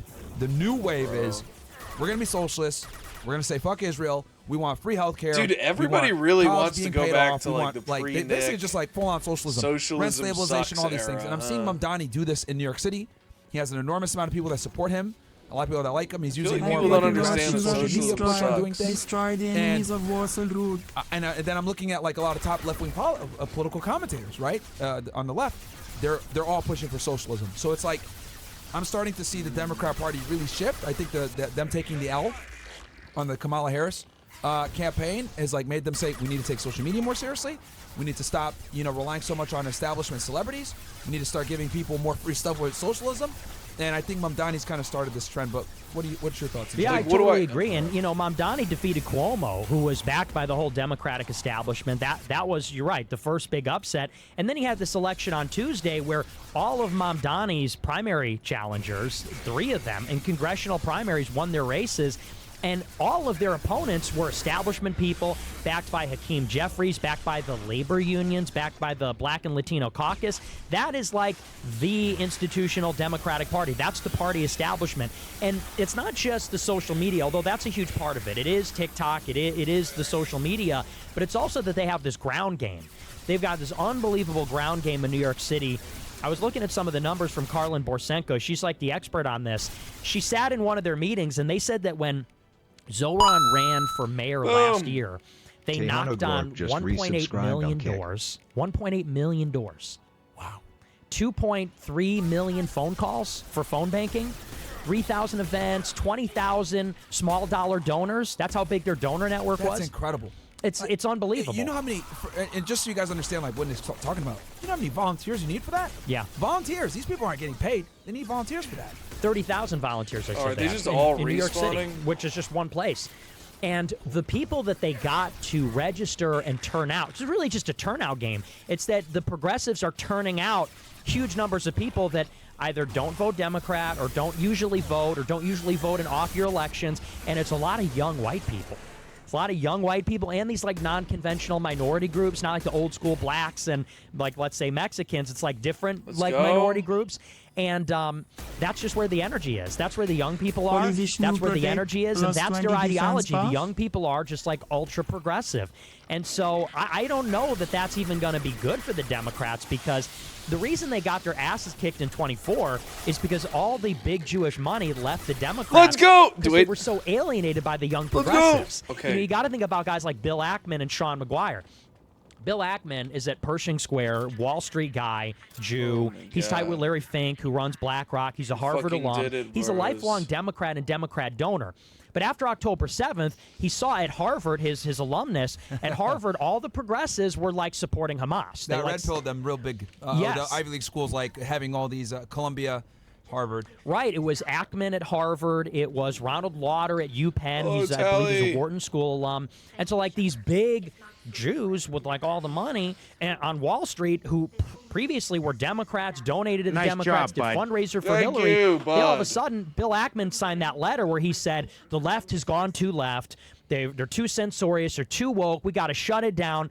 So he bailed. Then Sean McGuire. Sean McGuire is a partner at Sequoia. Sequoia is one of the big VC firms in Silicon Valley. Same thing. Lifelong Democrat, Democrat donor, fundraisers for Hillary. Same deal. After October 7th, he said, I'm out. Now I'm a Republican. So these are like two good examples, because you got a Wall Street guy from the Eastern Seaboard. You got a tech VC guy from the West Coast. These are the two poles of power in America. And they represent Jews, institutional Jewish money, shifting from the Democrats to the Republicans because they were scared off, basically, by the young progressives, the young white kids, the students, these like militant minorities that are pro-Palestine liberation, the socialists. And so the reason they lost in 24, where was the money? Why haven't they pressed him on retro gaming? Like, you look at 2020, so much money went behind the Democrats from all the usual suspects. She's all mine now. Reid Hoffman, from Zuckerberg, $300 million from the Zuckerberg Chan Foundation, from Bloomberg. I'll take all good this care like, big of her. Jewish money. In 24, it didn't show up. Isn't that crazy? Like how October 7th, like, red pilled the Jewish community, and they said, yep, we got to go with Trump because he's going to go hard on Israel. He's going to give them more money. They really didn't like how Biden dealt with them. Like, yeah. And they turned against Biden. I remember when Biden came out at that press. It was after Biden's special counsel report came out about his documents case. He did a press conference, I think it was like May last year or 2 years ago, and said, I don't like the way the Israelis are running the campaign in Gaza. And the New York Times editorial board totally flipped on him and were like all negative throughout the rest of the year. So the Democrats alienated the Jewish media. They alienated the Jewish money.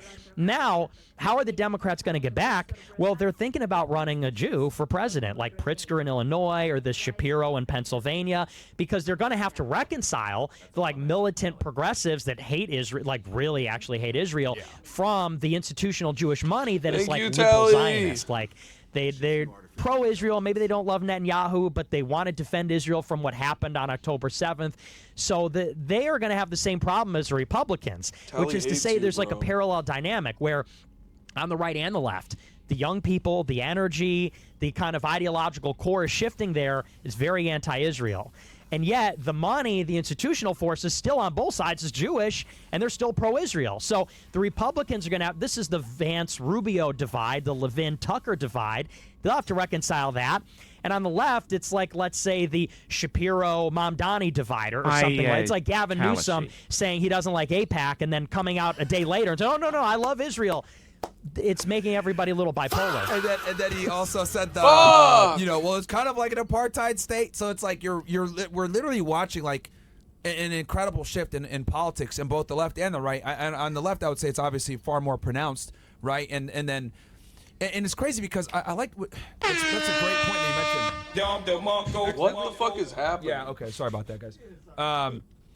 You brought up a good point that they were able to like galvanize this incredible ground game in New York City. Fair. Now, if they could do that nationwide, that's going to be huge. But New York City is obviously kind of the rest of the United States isn't like New York City, right? Like Mamdani was able to win there in crazy fashion.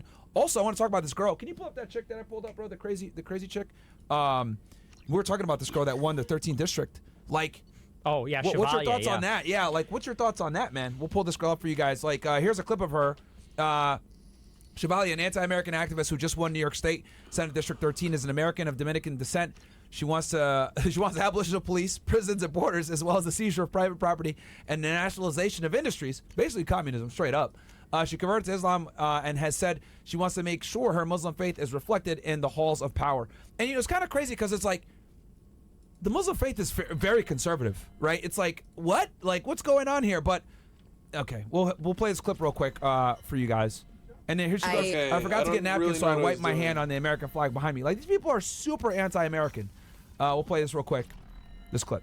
I'm also the only Muslim in my family.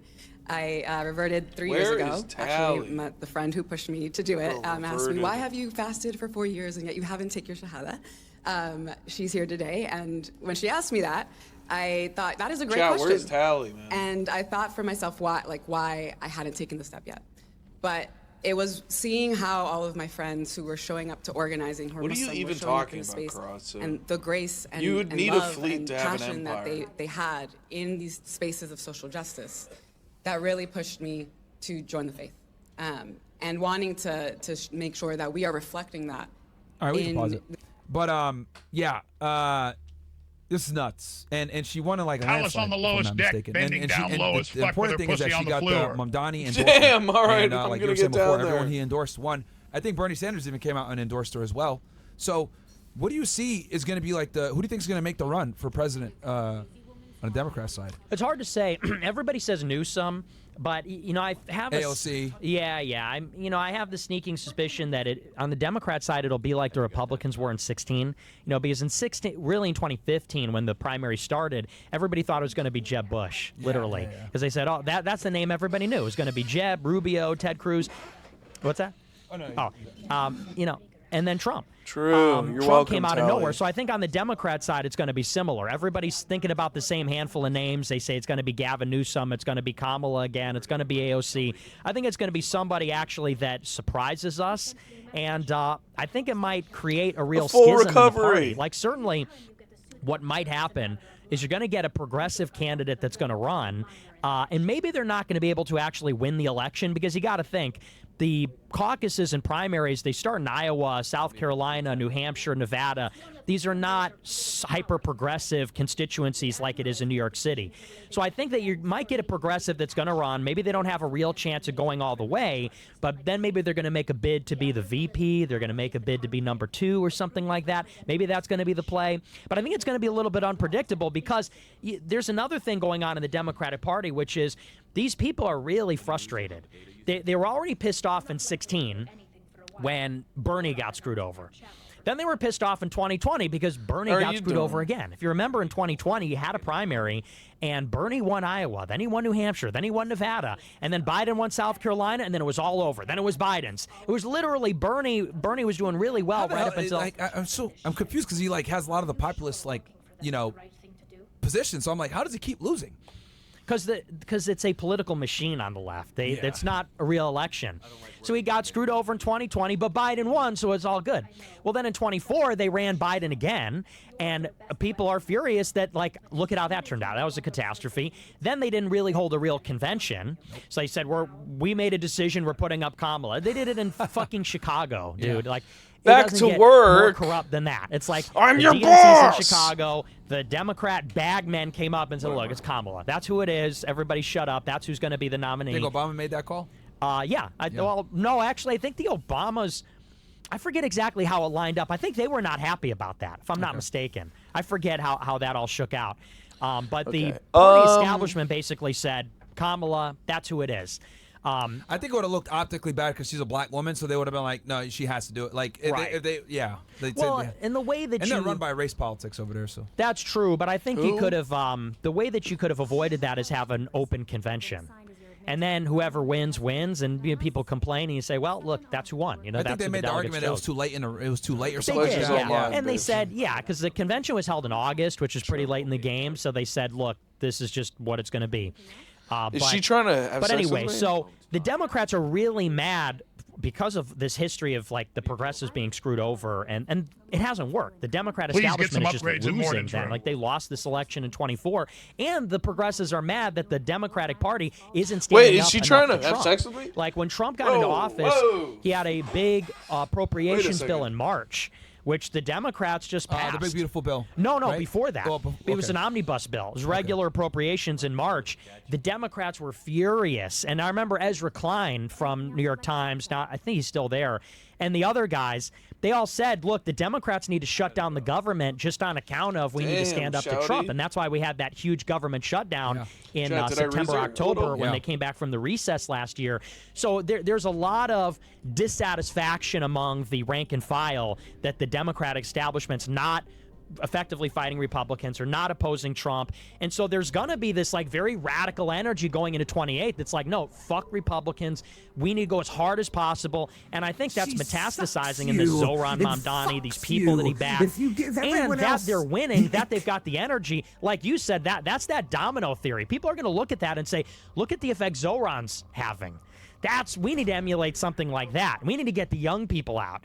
So I think that's going to be very powerful going into 28. Yeah, and it's just and I see this this socialist push as well. It's not. It's kind of I don't know. I mean, has there been a push like this for mass socialism since this is something that I've kind of noticed with Mamdani. He's getting it pushed. Free buses. We're gonna do health. We're gonna freeze the rent. He literally just did an ad today saying that they're freezing the rent in New York City. Yeah. Until next year. So I mean, what do you think's gonna?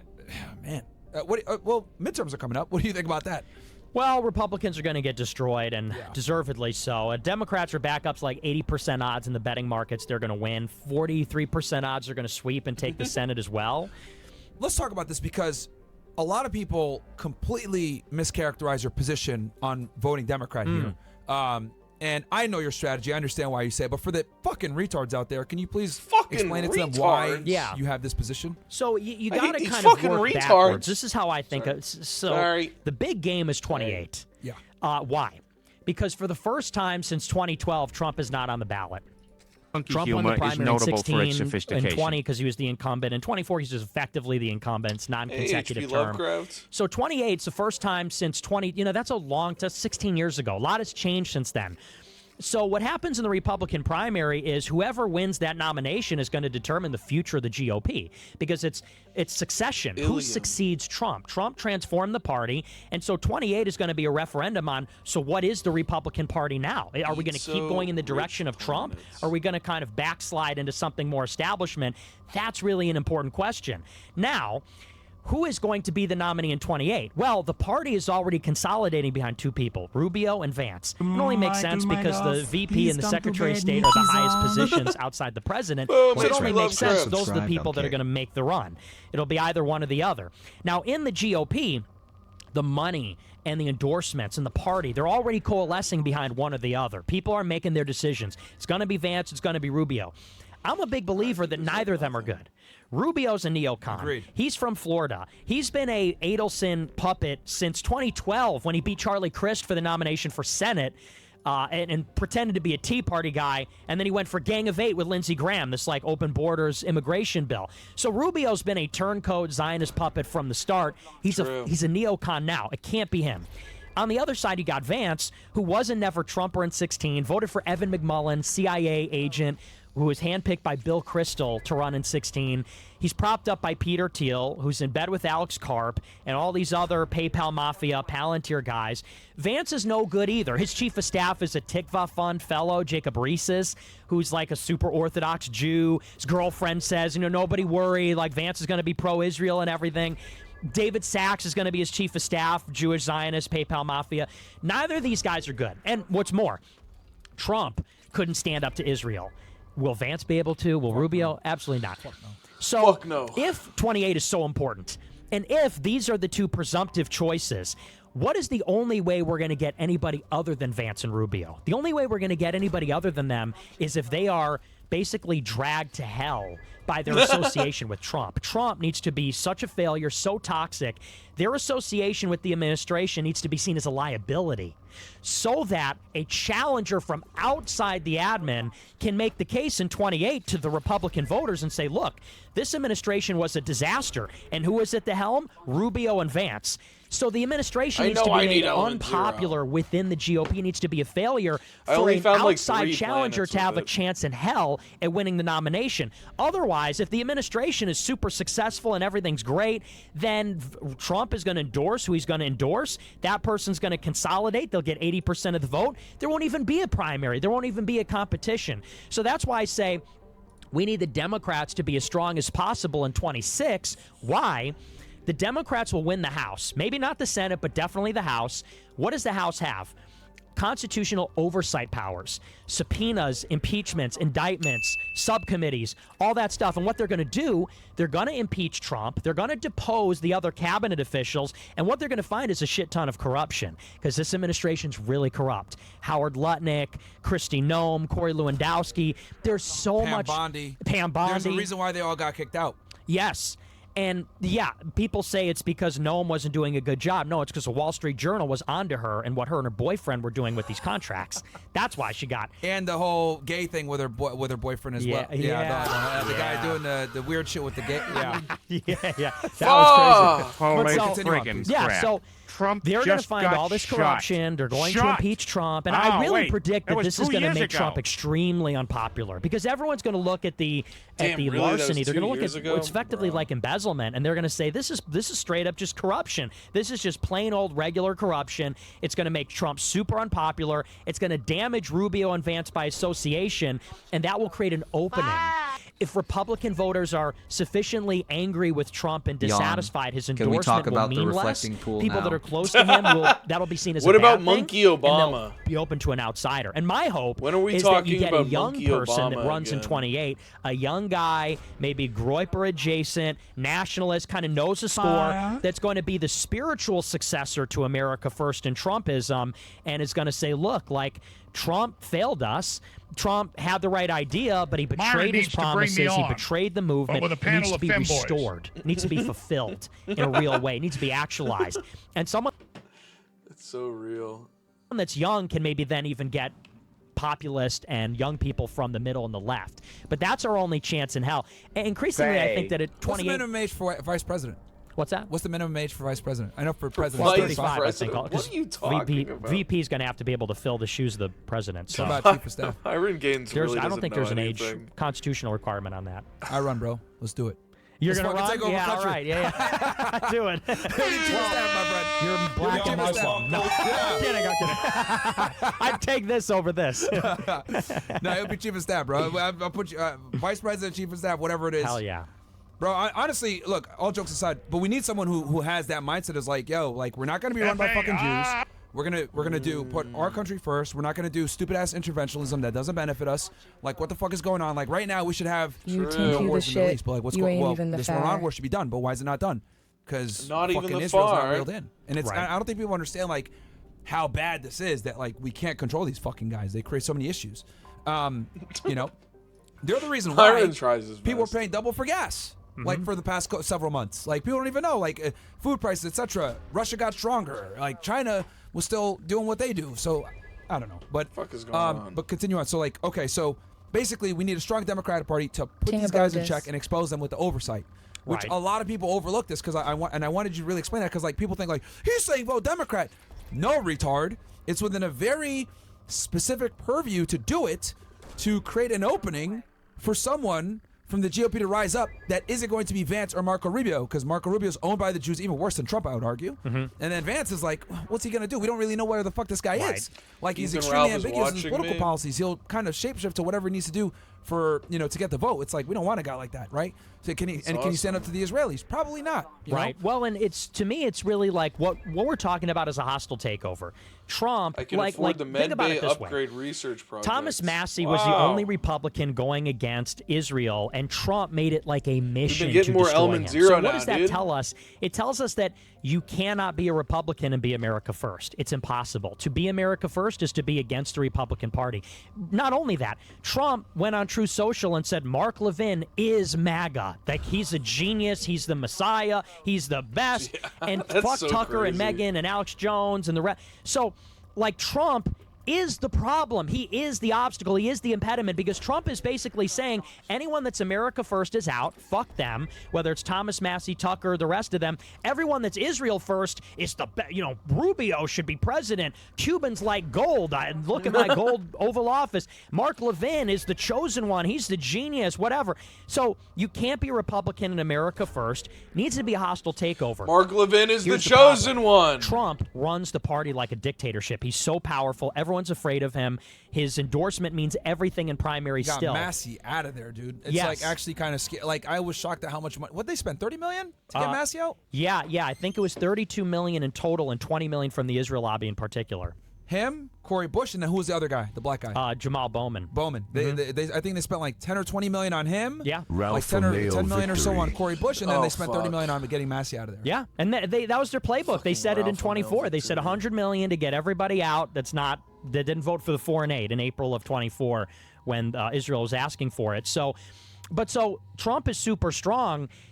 He needs to be diminished. That's the whole point. It's sort of like if you're going to do a hostile takeover over a company, you want it to be as cheap as possible. You know, if you're trying to buy up all the shares against the will of the management, you want it to be weak, you want it to be cheap, you want to buy a depreciating asset, then it appreciates. That's the metaphor I think of. So do we want a strong Republican Party in 28 or a weak Republican Party? If we want a hostile takeover, we need the Republican Party to be a weak brand so that we can come in and redefine it. New vision, new leadership, new management. That's the only way it's going to make sense. If Trump is too strong, it's not going to work. He's going to just suck all the oxygen out of the room. He controls the boomers. So he's got to be. I don't even know if I want him in office by 28. I don't think that'd be the worst thing if he got impeached. And then Vance is like some kind of, he'll have a chance to become unpopular what is too. Karas What do you need, like saying? 2/3 of the Senate vote to get him out of there, right? Or he could even just resign. But yeah, that's possible. Yeah. And I But could it see just that gave me the happening. wrong- I could see that happening. It gave me Yeah, the you wrong know. gun again. It's kind of crazy, but like, Why? Yeah, I would say he's probably the closest that can actually really be removed. Yeah.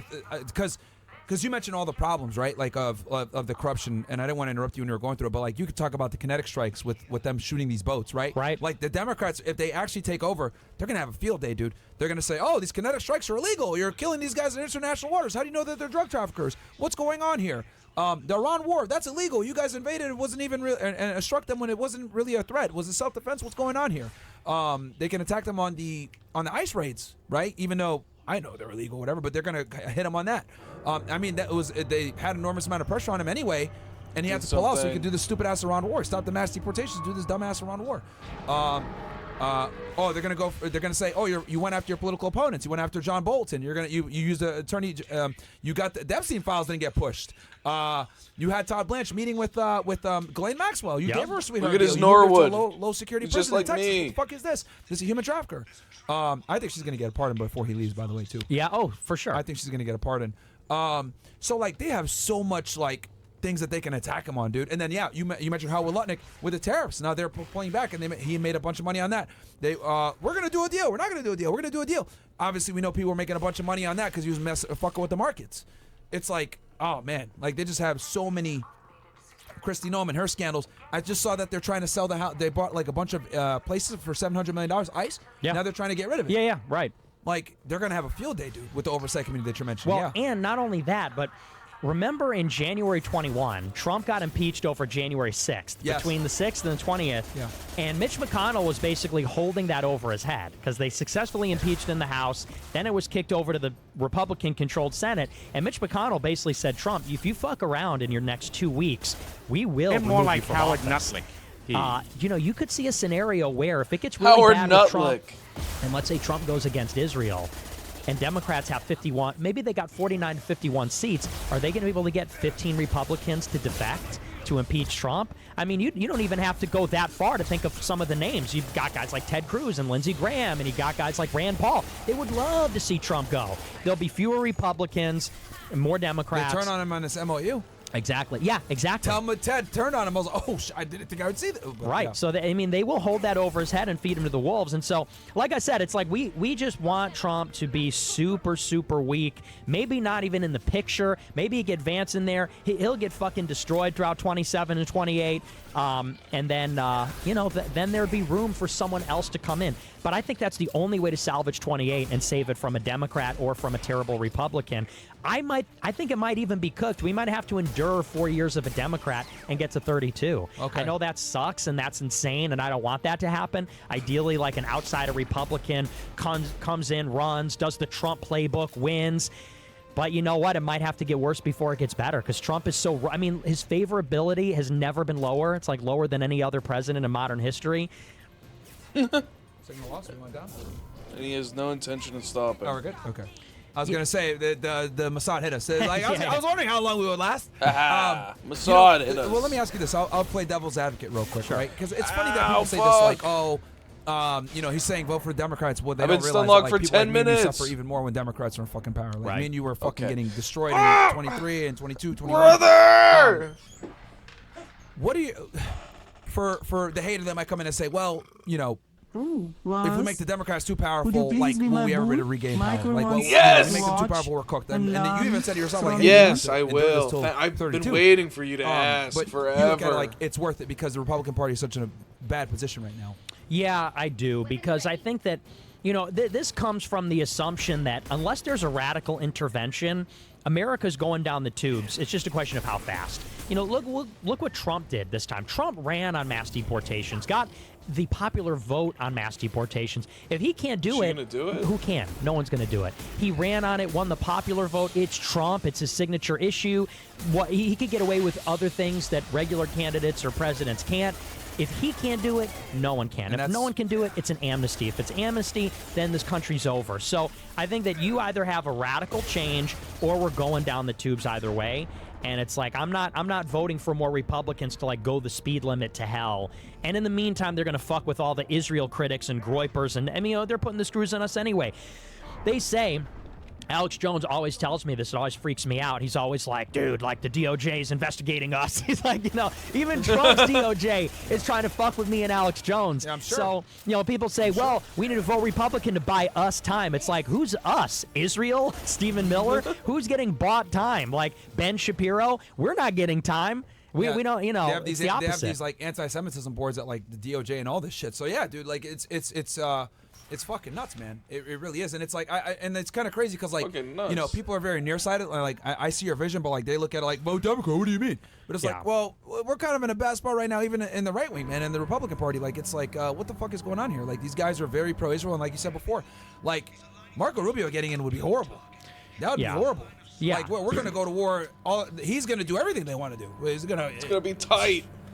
Like, well, what would even be the point? I mean, 10 years of Trump to get President Rubio, it's just like such a disgusting betrayal of what this movement is. That'd be terrible. It'd be absolutely terrible. At least with, I mean, I would presume the next Democrat, if a Democrat were to come in, they'd be at least less Israel. But like, yeah, like the other, like you said though, like they're coming at it from like the wrong angle. Like, you know what I mean? Because like they're looking at it like, oh, look, that's colonialism. That's like, all right, faggot. Like, no one cares. We're like, that's not really our issue like that. I think the biggest thing is like, you know, is what my loss. This makes me so you know what? Let me ask happy to hear. How would you really Michael if you're the president of the United States? How would you deal with them? often. Let's say you got sworn in tomorrow. What would Nick Fuentes do to deal with the issues My brown of the Middle East veggies are in and bring some type of paradise. stabilization there? Well, the first thing you need is regime change in Israel. I mean, you know, look, Israel's an open society, and so I think you would actually need American Jews to get on the team with America and exert pressure in the other direction. Because here's the problem with Israel. Israel's a nuclear state. That, at the end of the day, that's it. That is what defines whole reality. They got 200 warheads. And so here's what I mean. In a conventional sense, how would you constrain Israel? You would put pressure on them, military pressure. And we're already doing it. We're talking about selling F-35s to Turkey, which Israel hates because Israel's threatened by Turkey. And you know, the thing is, Naftali Bennett talked about like war with them and shit. Yeah. Oh, exactly. And they're never going to stop, dude. They're never going to. The Pakistan. Right, yeah, they can tolerate no rivals. So, I mean, in a conventional sense, that is what you might do, is you would strengthen the hand of their rivals to create balance. This is something they don't want, you know, so you have a carrot and stick approach to Israel. Problem is, Israel has nuclear bombs, and Israel is like a very erratic state. So they could very quickly destabilize the situation. People talk about Samson option. I think that's overstated. You know, this idea they're going to nuke the whole world. But, you know, would they use a tactical nuclear bomb against one of their enemies? I wouldn't put it past them. If they think that they're completely isolated, what would they have to lose? Yeah. If they're diplomatically, politically isolated, you know, it would go against every international convention. Well, everyone hates them anyway. So you could see a scenario where that happens. Right. And, you know, they exert pressure on the United States. Also, politically, it's more subtle, you know, because they control the power centers here. They got juice. And I say juice meaning like power, but also Jews in L.A., in New York, in D.C. They got ammo here. So no president's going to want to go against them just because of the domestic situation. So the president would kind of just need like this wartime footing. Like we're getting ready to confront Israel. And what happens when you confront an enemy is you got to clean up. You know, you got to eliminate the corruption in America. You got to target the disloyal fifth column here that's going to be a problem. You got to prepare for a tactical nuke going off. You got to talk to their adversaries that you're going to might need to balance against them. And then you're going to need to talk to the people in their country. See how you can destabilize or try to influence their political situation there. You would really just need like this full spectrum approach. We need to be literally on a war footing with this country to try to push back in the other direction and basically just assert control over them for the first time ever. Would you, because I'm under the premise, I want to get your opinion on this too. I look at it like a lot of the issues in the Middle East literally stem down to the Palestine question, which Israel has been trying to avoid for a very long time. Netanyahu sabotaged the Oslo Accords, etc. Why doesn't? And that's why the Middle East has the issues that they have. If you solve that, whether it's a one-state or two-state solution, you know, that would, I think would solve a lot of the problems. Because then now you defang Hezbollah, why they exist, Iran, the acts of resistance in general. It's all really because the Palestine situation. If you're able to assimilate them, bring them in, and give them some type of sovereignty, well, that I think is the beginning of like maybe bringing down the first domino in some type of peace treaty. I will provide service. But he's obviously trying to get around it with the Abraham Accords. I will charge small fee. What are your thoughts on like how would you solve and deal with that issue, if at all, if you were president? Well, Nick, how would you solve Israel-Palestine? I think that Israel will never now tolerate the existence of a Palestinian state because the security. I think one state's the only way at this point, but they'll never do that too because it's like no, they'll overpopulate too much. What's more, people don't even realize when Trump recognized Israel's sovereignty over Jerusalem, that was kind of the beginning of the end, because it's like that Golan was Heights. also Golan Heights too. and the Golan Heights as well. But the West Bank, it's like Israel is creating settlements that are just dividing up the West Bank, so it's never going to be a coherent whole. They took Jerusalem. That's really what Al-Aqsa flood was about, which is what kicked the whole thing off, is Israel asserting control over the temple and over the whole city. So I think those people, they're going to get pushed out of Gaza eventually. Israel's going to assert control over the West Bank, maybe push those people into Jordan, or just try to choke them out gradually. These settlements are going to strangle all the different Palestinian settlements. And so I think that's just not going to happen. And you're right. Every question runs through that, which is to say, how do we get Saudi Arabia in the Abraham Accords? You need a Palestinian state. How do you get the U.S. out of the Middle East? You need Saudi Arabia and Israel to normalize relations. You need an Abraham alliance to balance Iran. In the absence of that, what do you do about Iran? You got to do regime change. It's like, so everything's contingent on everything else. And yeah, so I think the opportunity's been blown. Israel's never leaving the Golan. Israel's never leaving southern Lebanon. And fundamentally, that's a security thing. Syria can't fight Israel. They can't, because they don't have control over the whole country. Israel destroyed their military, 15 years of civil war. Same thing with Lebanon. They cannot repel or resist Israel. They don't have the power. Only Hezbollah does. So, those are the types of things. Kill Jolani too at some point. Yeah. Not now while Trump's in, but I think once Trump's out, Israel's going to get rid of him. If too. he succeeds, Yeah. if he demonstrates autonomy, if he consolidates the country, then yeah, they'll probably take him out, because they don't want Syria to be unified. Hell no, because that would be a huge threat for them as well, because they don't like them either. So it's like, yeah, I've just realized, like, the only thing that you can really do, because I agree with you, two-state solution, they never want that, like, because that would mean they'd have to have their own military, like, it'd be a problem. Nice. But then I thought, okay, maybe a one-state, but the issue with the one-state is that Palestinians obviously, the birth rates are high, so they would obviously overtake a Jewish state, that'd be a problem. So I thought maybe you can have a middle ground where you can have you can ensure that the Israelis have a 51% representation in the Knesset, maybe, so they can have still some lever of power. But they'll never allow that shit. So it's like, it's just going to be perpetual war. So it's like, what are you going to do? And it's like, they create so many fucking problems in the region. Like, I would argue, like, almost all the problems in the region are because of them. Yeah. You know? Yeah, it's true. I think they're going to create an intolerable condition, and the people of Gaza will just leave, because the Israelis... They talked about that. What are the Israelis going to do? Where are they going to go, though? Egypt? We pay the Jordanians, the Egyptians to take them in? Or is that what we're going to... Well, there was some talk that the U.S. would recognize Western Sahara and Somaliland in exchange for them taking these people, or like Libya also, because like Libya needs to be unified. So there's like this arbitrage where it's like, we'll give you sovereignty if you take the people, and... But yeah, I mean, it's just a question of like, there's two. It's like, what seems more unlikely?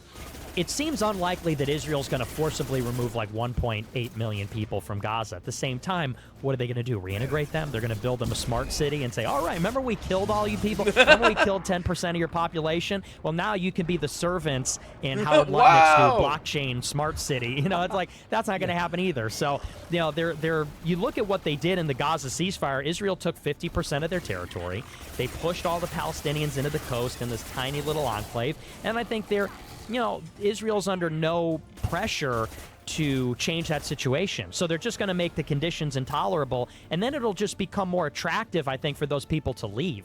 If they could get Washington to figure out some program where they're extradited or, emigrated forcibly from Gaza, then they'll do that. And if some people stay, then maybe those people remain. But yeah, they're going to definitely turn that into like a beachfront, like a Dubai, is what I think they're going to do. Because, I think there's this. I've realized that there's like this tourist race in the Middle East to like modernize and westernize and like make money outside of oil. Yep. And we saw Dubai kind of lead the charge. They're bringing in all these people. Let's go. No crime, very clean, safe, right? It's because nobody has rights except for Emiratis. They did immigration the right way, by the way. Unlike us. Oh fuck. So they have all these like things in place, and it's like people make all this money, whatever. And then I see Saudi Arabia trying to bring entertainment over. They brought WWE, boxing, etc.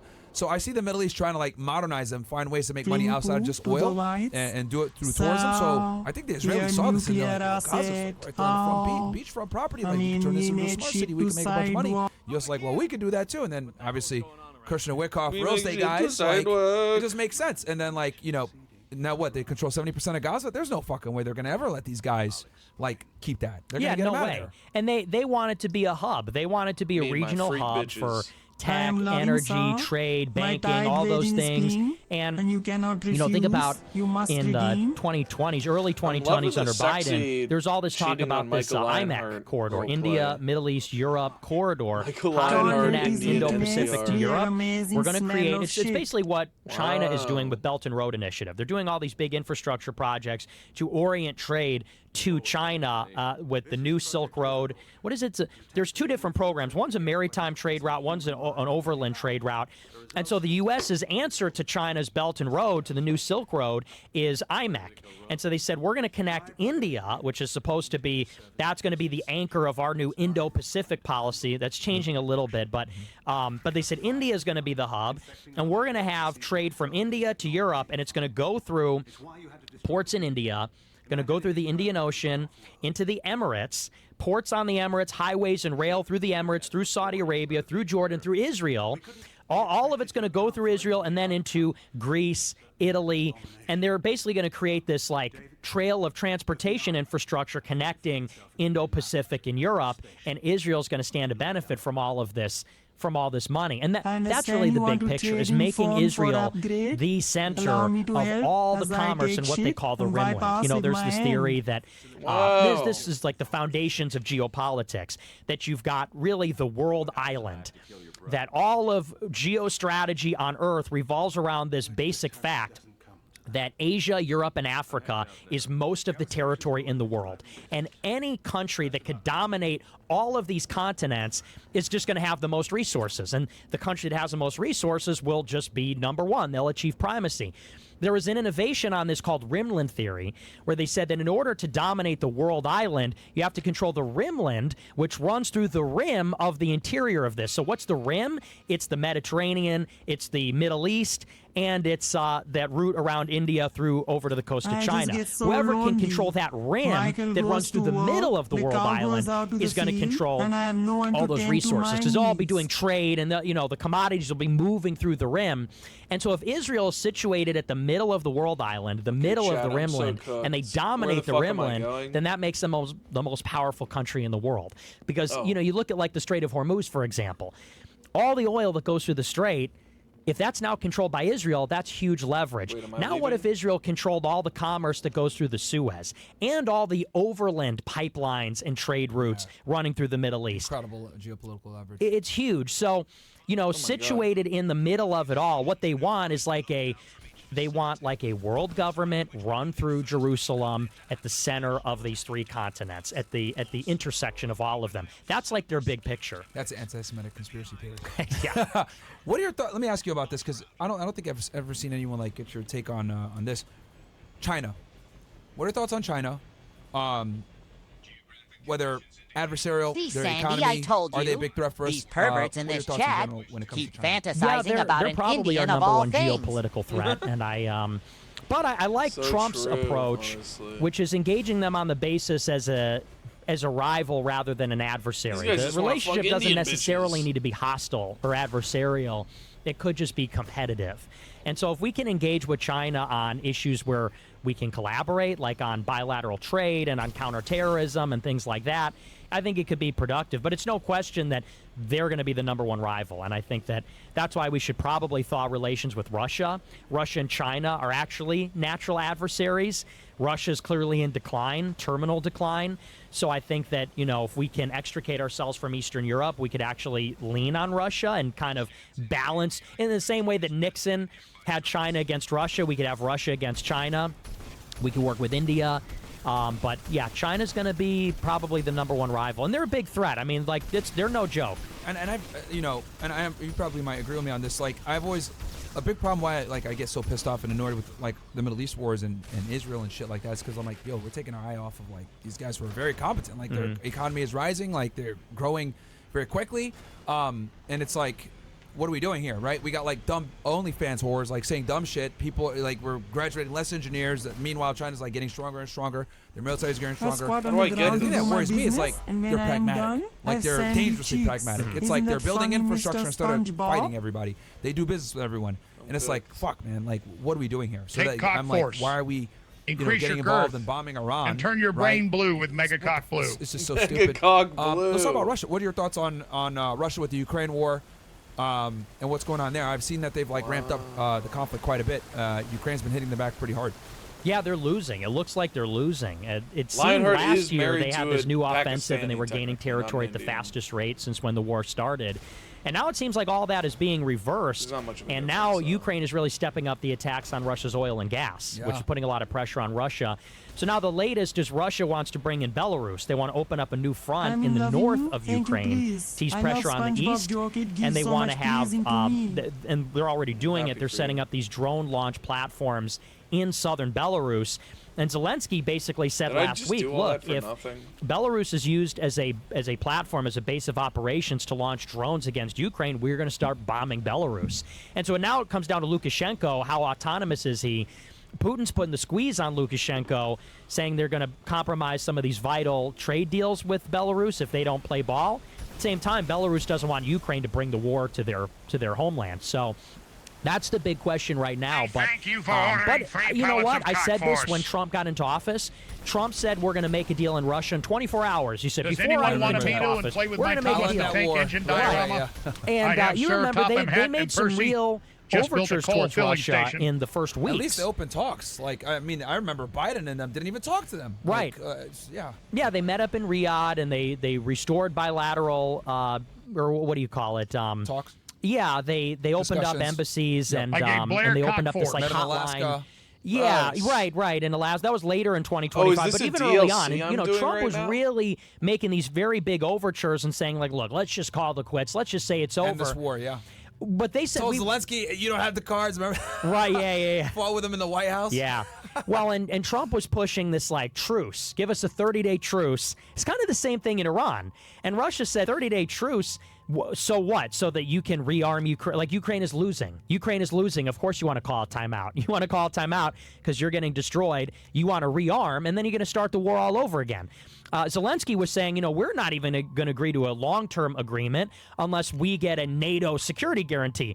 Russia said that's why we started the war. So you don't get, you know, so that's where it was last year. And I remember saying, like, on some level, what can Trump really like do? the big Cthulhu Unfortunately, alien once DLC you're more. in the war, What? you're in. And people can say, we wish we weren't in the war. We wish we could just stop supporting Ukraine. But it doesn't kind of really work that way because Russia has a vote too. And if you just, let's say you stop supporting Ukraine altogether, then Russia just blitzes Ukraine. Ukraine's done. And then, you know, let's say Russia is going to try to exert influence elsewhere in Moldova, in the Baltic states. It's like, so when you're dealing in a great power competition, you actually can't afford to take your foot off the gas because it is deterrence. It is a constant threat of force and tripwires, which is what is constraining these rival powers. The second you say, you know what, let's just let Russia have it. They earned it. We're done fighting. Russia's going to keep pushing. So I said, in other words, back then, if you want an agreement, you actually need to keep up the pressure on Russia. You actually maybe even need to push harder against Russia to convince them that war is no longer profitable. In other words, if Russia that thinks true? we're getting as much as we can, like we've gone as far Anything? as we're capable of doing, we're exhausted militarily, then they're going to be more willing to say, all right, there's nothing more to be gained here.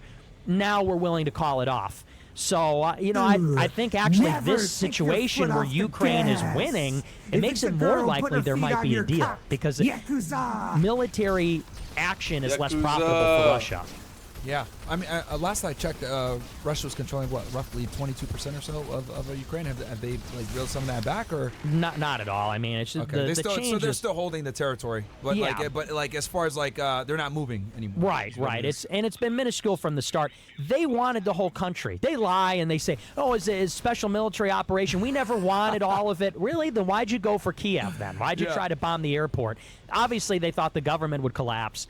And now they're just trying to take everything east of the Dnieper River. And I think Zelensky kind of got a sense of urgency with this Iran war because Russia was making money hand over fist, man. Because like they lifted the sanctions and like, and then Iran bombed Qatar and like destroyed LNG. Michael's so like they needed Russian gas and oil Pakistani again. So wife it's will like be deported and it's if like she tries the to EU run like that almost like scam. picture like, oh, we have these sanctions, Nice. but we need your oil. So it's like, oh, She's shit. not in America though. But no, yo, I'm playing Frogger now.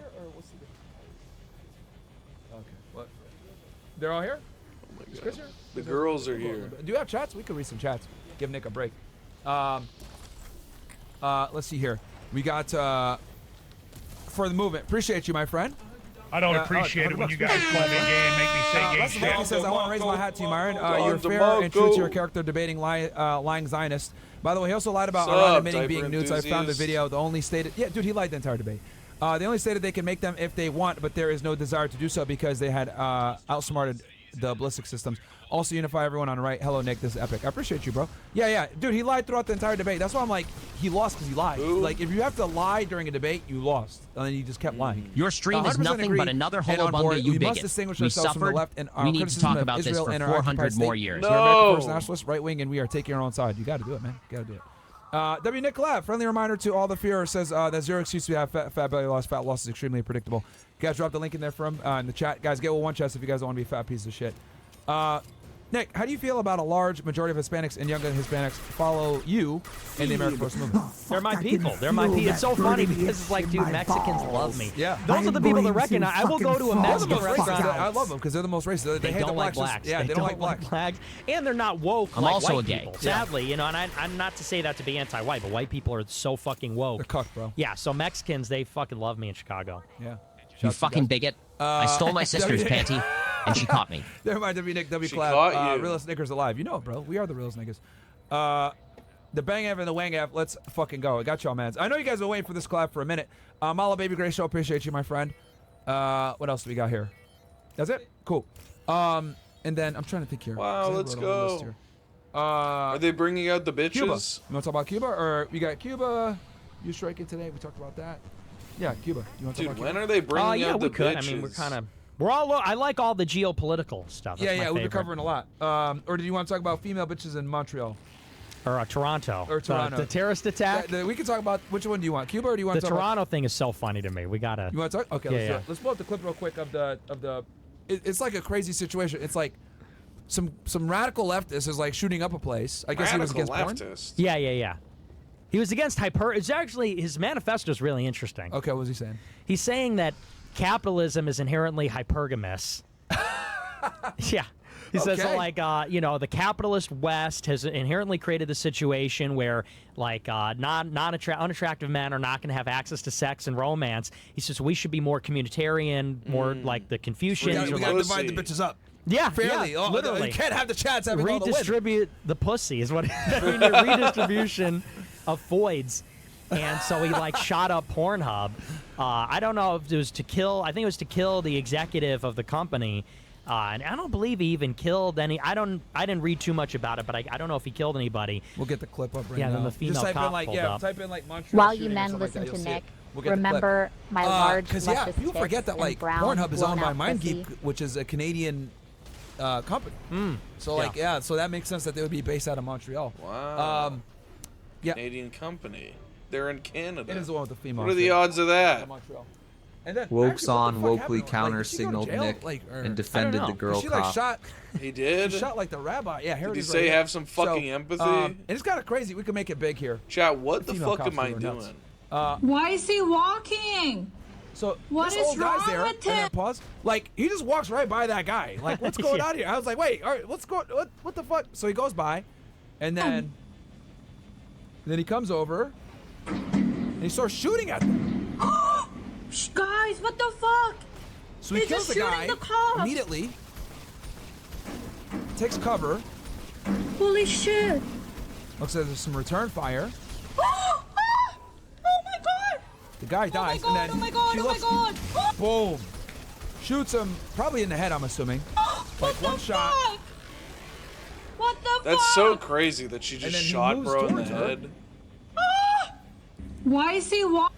And then yeah, I think she was Wait, able to didn't get I away, just and like come they from killed him here? eventually. My But, pussy gripped dog tuna's and DWC apparently that guy was a rabbi? with ferocity Yeah, yeah. unknown to man. Which is sad. I mean, it's tragic. Yeah. Where am I going this But way? there's, because obviously every death is a tragedy. It sucks that happened, but it is hilarious that a civilian gets shot at Pornhub. Yeah. He's a Jewish rabbi. It's like of all the What are the chances? what a coincidence. And Yeah. by a female cop. Yeah, It's yeah, like yeah. oh, Whoops. it's like memes on memes on memes on like Yeah. Because I've talked about this before. I don't think women should be police officers at all. No. They just don't have the ability to like subdue a person. Like they just don't. Like there's like so many videos of like women just getting like fucked up or like they can't tackle the guy or they get in bad shootings or just gross use of judgment when it comes to firing or using force. It's just like it just doesn't work, man. It just doesn't work. Like, you can't. Well, and, when they first reported on this, they said it was like an anti-Semitic killing because it was a Jewish guy that got shot, and then it turns out like no, he just got caught in the crossfire. Yeah, he got caught in the crossfire. And look, to be fair, she just got shot. Her partner gets killed in front of her, right? But that's insane. Can like, these fucking chuds be decent fucking human beings? True. You can kind of see though from that video, she probably thought the shooter was running up on her. Yeah, she probably did. Yeah, she probably did. But yeah, like that's just insane. I'm glad that you like it. That's what went down. And again. Would have a guy caught dude, maybe what are done the these same thing? yellow Who knows? fucking But spheres, man? When it comes to women, dude, they just should not be police officers, especially like on patrol. There's a video because I know you watch like the body cam stuff all the time, right? Yeah, like yeah. me. Okay, type in police activity, and then we can put in like something with a guy with a knife, and we can read some chats if needed. On what? Beforehand. Put in cop swap. You guys watching on Kick and Rumble and everything else like that. Video of a guy with a knife. But yeah, female cops, dude. Yeah, type in police activity like knife. And I'll show you like this clip. It like did it happen in Michigan? Happened in New York. Happened in New York. It might be a little bit older. And I call it monkey activity now at this point because it's always like black people acting like fucking retards on monkey activity. What are your thoughts on the Carmelo Anthony case? Because I know that you were obviously very vocal about that. What happened with Austin Metcalf? Obviously went to trial. They released the fucking footage. What are your general thoughts on that? Well, people are just sick of seeing this kind of. It's just like these things happen all the time now. It's Carmelo Anthony, and then it was Irina Zarutska, and then it was that guy in the UK that got stabbed by the Sikh, and then there was another one just in France. This kid named Lewis. Don't fuck killed by a group of 10 Africans beat this young 18-year-old, 17-year-old kid to death. So people just say, hey, man, what the fuck? Like, we're tired of seeing white people getting... What are the yellow circles? What is this yellow circle? Black people for no reason. And then what's more, it's not Why just did I come that up here? happens. It's that then the black community rallies. Yeah. Carmelo Anthony, it's like, look. Raised up so much money, like 600K, 800, I think it was in the end. Maybe it was 600, but it's like... And then they protested outside the courthouse. They said, free Carmelo. They said, this is what happens when white people put hands on black people. Oh, they get stabbed in the heart at a fucking football meeting. It's and insane. then she released the footage. You couldn't even, like, bro, it was like the hand like went like this, and then like knife right away. Just water. Yeah, just water. Who? No. Oh, and the... No. Are you talking about the police activity video? No, he cut off his hand. No, not that one. No way. You just pull up the channel. We'll go through it. But yeah, no, I mean, dude, I've been talking about this. Black fatigue is through the roof, man. Yeah. And I get these fucking retards in my car. Are you cool? And your Uncle Tom, all this other bullshit. And it's like, no, we're just fucking tired of you guys. You guys are fucking retarded. You guys commit too much goddamn crime. And like we gotta have a conversation here. Like let's be honest. The average black IQ is 85, right? That's a fact.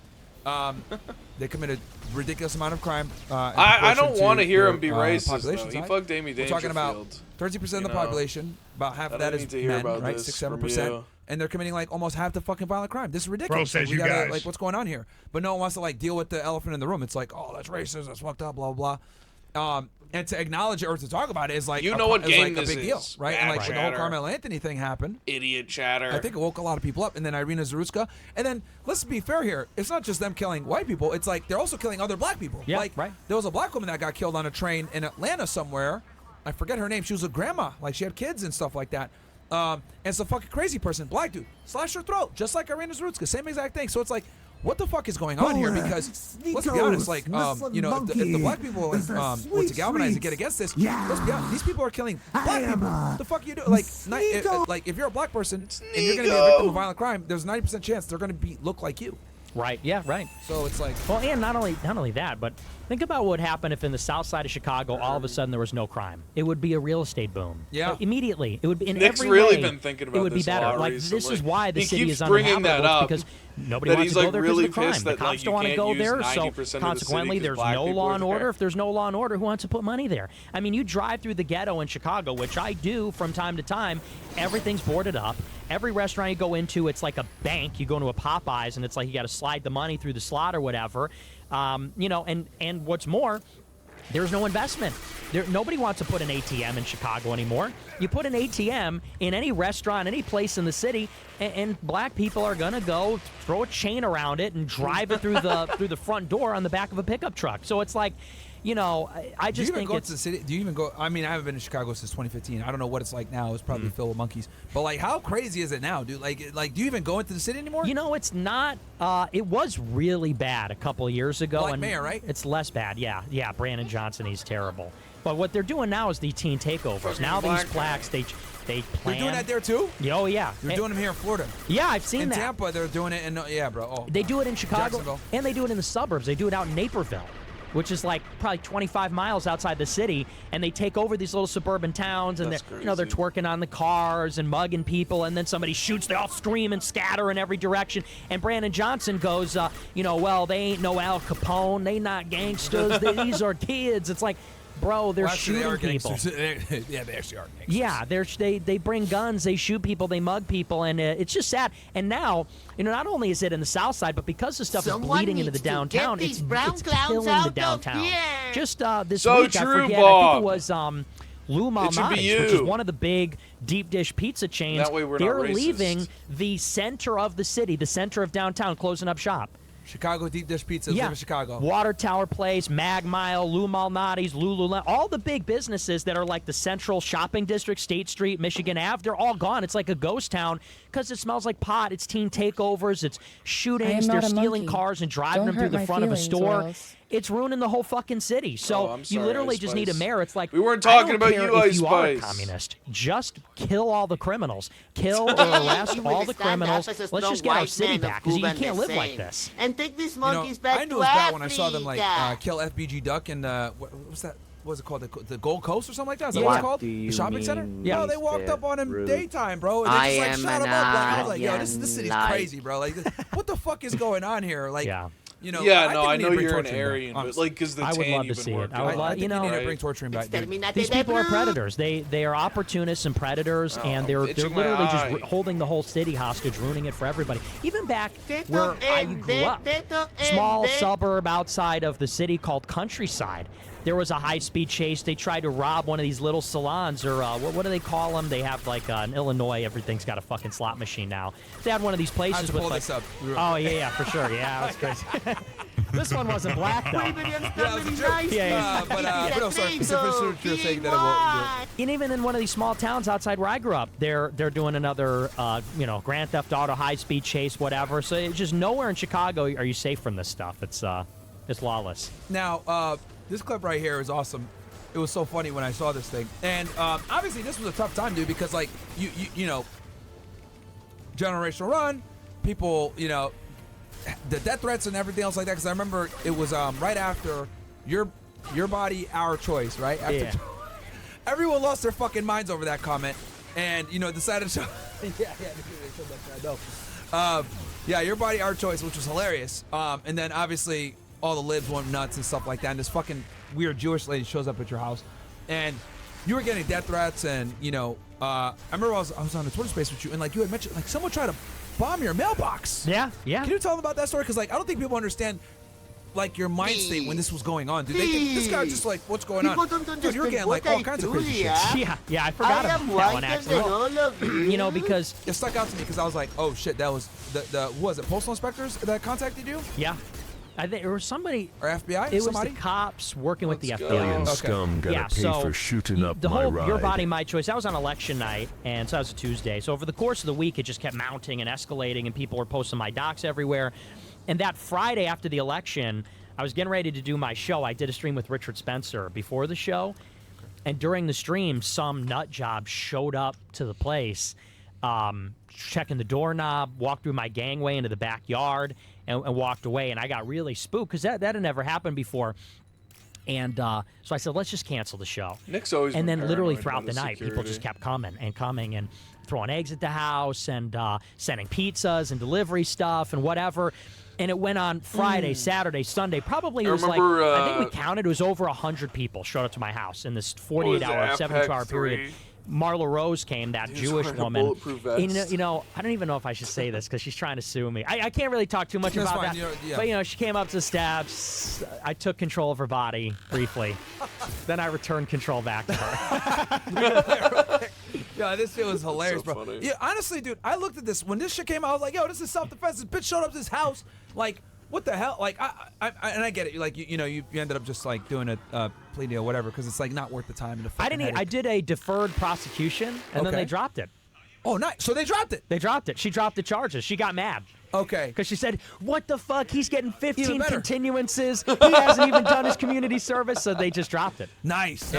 Because, dude, like, in my mind, I was like, this is fucking self-defense. And then, like, what's important, like, because shout out to Andrew Branca. He talked about this when he comes, like, to state of mind and self-defense. Like, what matters is, like, what was going on in your mind at the time. Yes. And I would say, people showing up at your house, they try to fucking kill you. You had to tell them the story about the bomb. You got to tell them about this. Because no one knows about this. People think, like, oh, this guy was just acting erratically. Like, yeah, I don't know. I don't remember if that was before or after. It was sometime during that period, and I got a call really late at night, like 2 a.m. from the local police, and they said, hey, Nick, we got a tip from the FBI. Like, we can't say too much about it. They said, but we need to look in your mailbox. They said, we can't say anything more. How do I pick this we shit got up? a threat, and so we just need to check it out. They said, so we're out here, and I go outside, and there's like 10 cop cars up and down the block, and they literally had a guy with a blast shield, like in Call of Duty, like a straight-up blast shield, come in with my key and open my mailbox because they thought there was a bomb in my mail. And at that time, that was happening to everybody. On Kick. I think it happened to Marjorie Greene. It happened to some of the other government officials. This was like a serial thing where they were just doing these bomb threats against everybody. And so I remember literally crouching behind the cop car on my street. I didn't read chat. With I my just did it ears on my plugged, own. waiting for my fucking house to blow up. So Wait, what it was are you guys reacting yeah, to? the guy tried to shoot Sorry, me. I They was really tried to blow up focused my on that. mailbox. This bitch tried to Whoa, show Rhino up. Disrespector for And, 5 gifted subs. We love you. holy shit. So, like, they brought the bomb squad out. Straight up bomb squad, yeah. Boom, boom, boom. And then people think, like, oh, this guy Fuck just shot this Sneeko girl. Raw. Like, it's like, no, dude, we've got to play it, though, real quick. This is fucking Battle hilarious. of Berwyn. This is, so, it just, so fucking weird. Shows up. Oh, hey, what's up? Rhino Disrespector just gifted 1 subscription on Kick. We love you, Rhino Disrespector. Yo, rewind it. Rewind it. I got it. I did it again, bro. Yeah. I am a homosexual man. I love whole penis. stab in the back No, I leg. don't you're even need it not. to be attached to a beautiful woman anymore. That's No, not die true. right now, bro. Yo.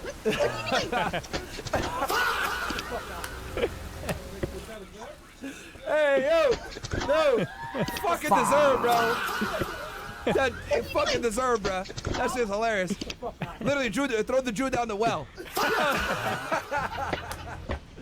All right, man.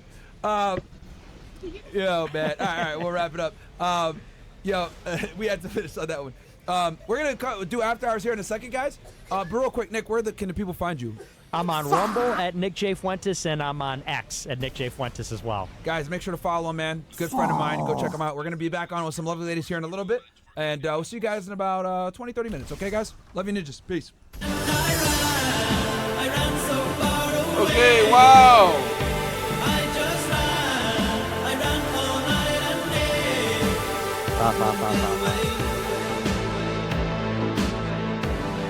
Okay, so what,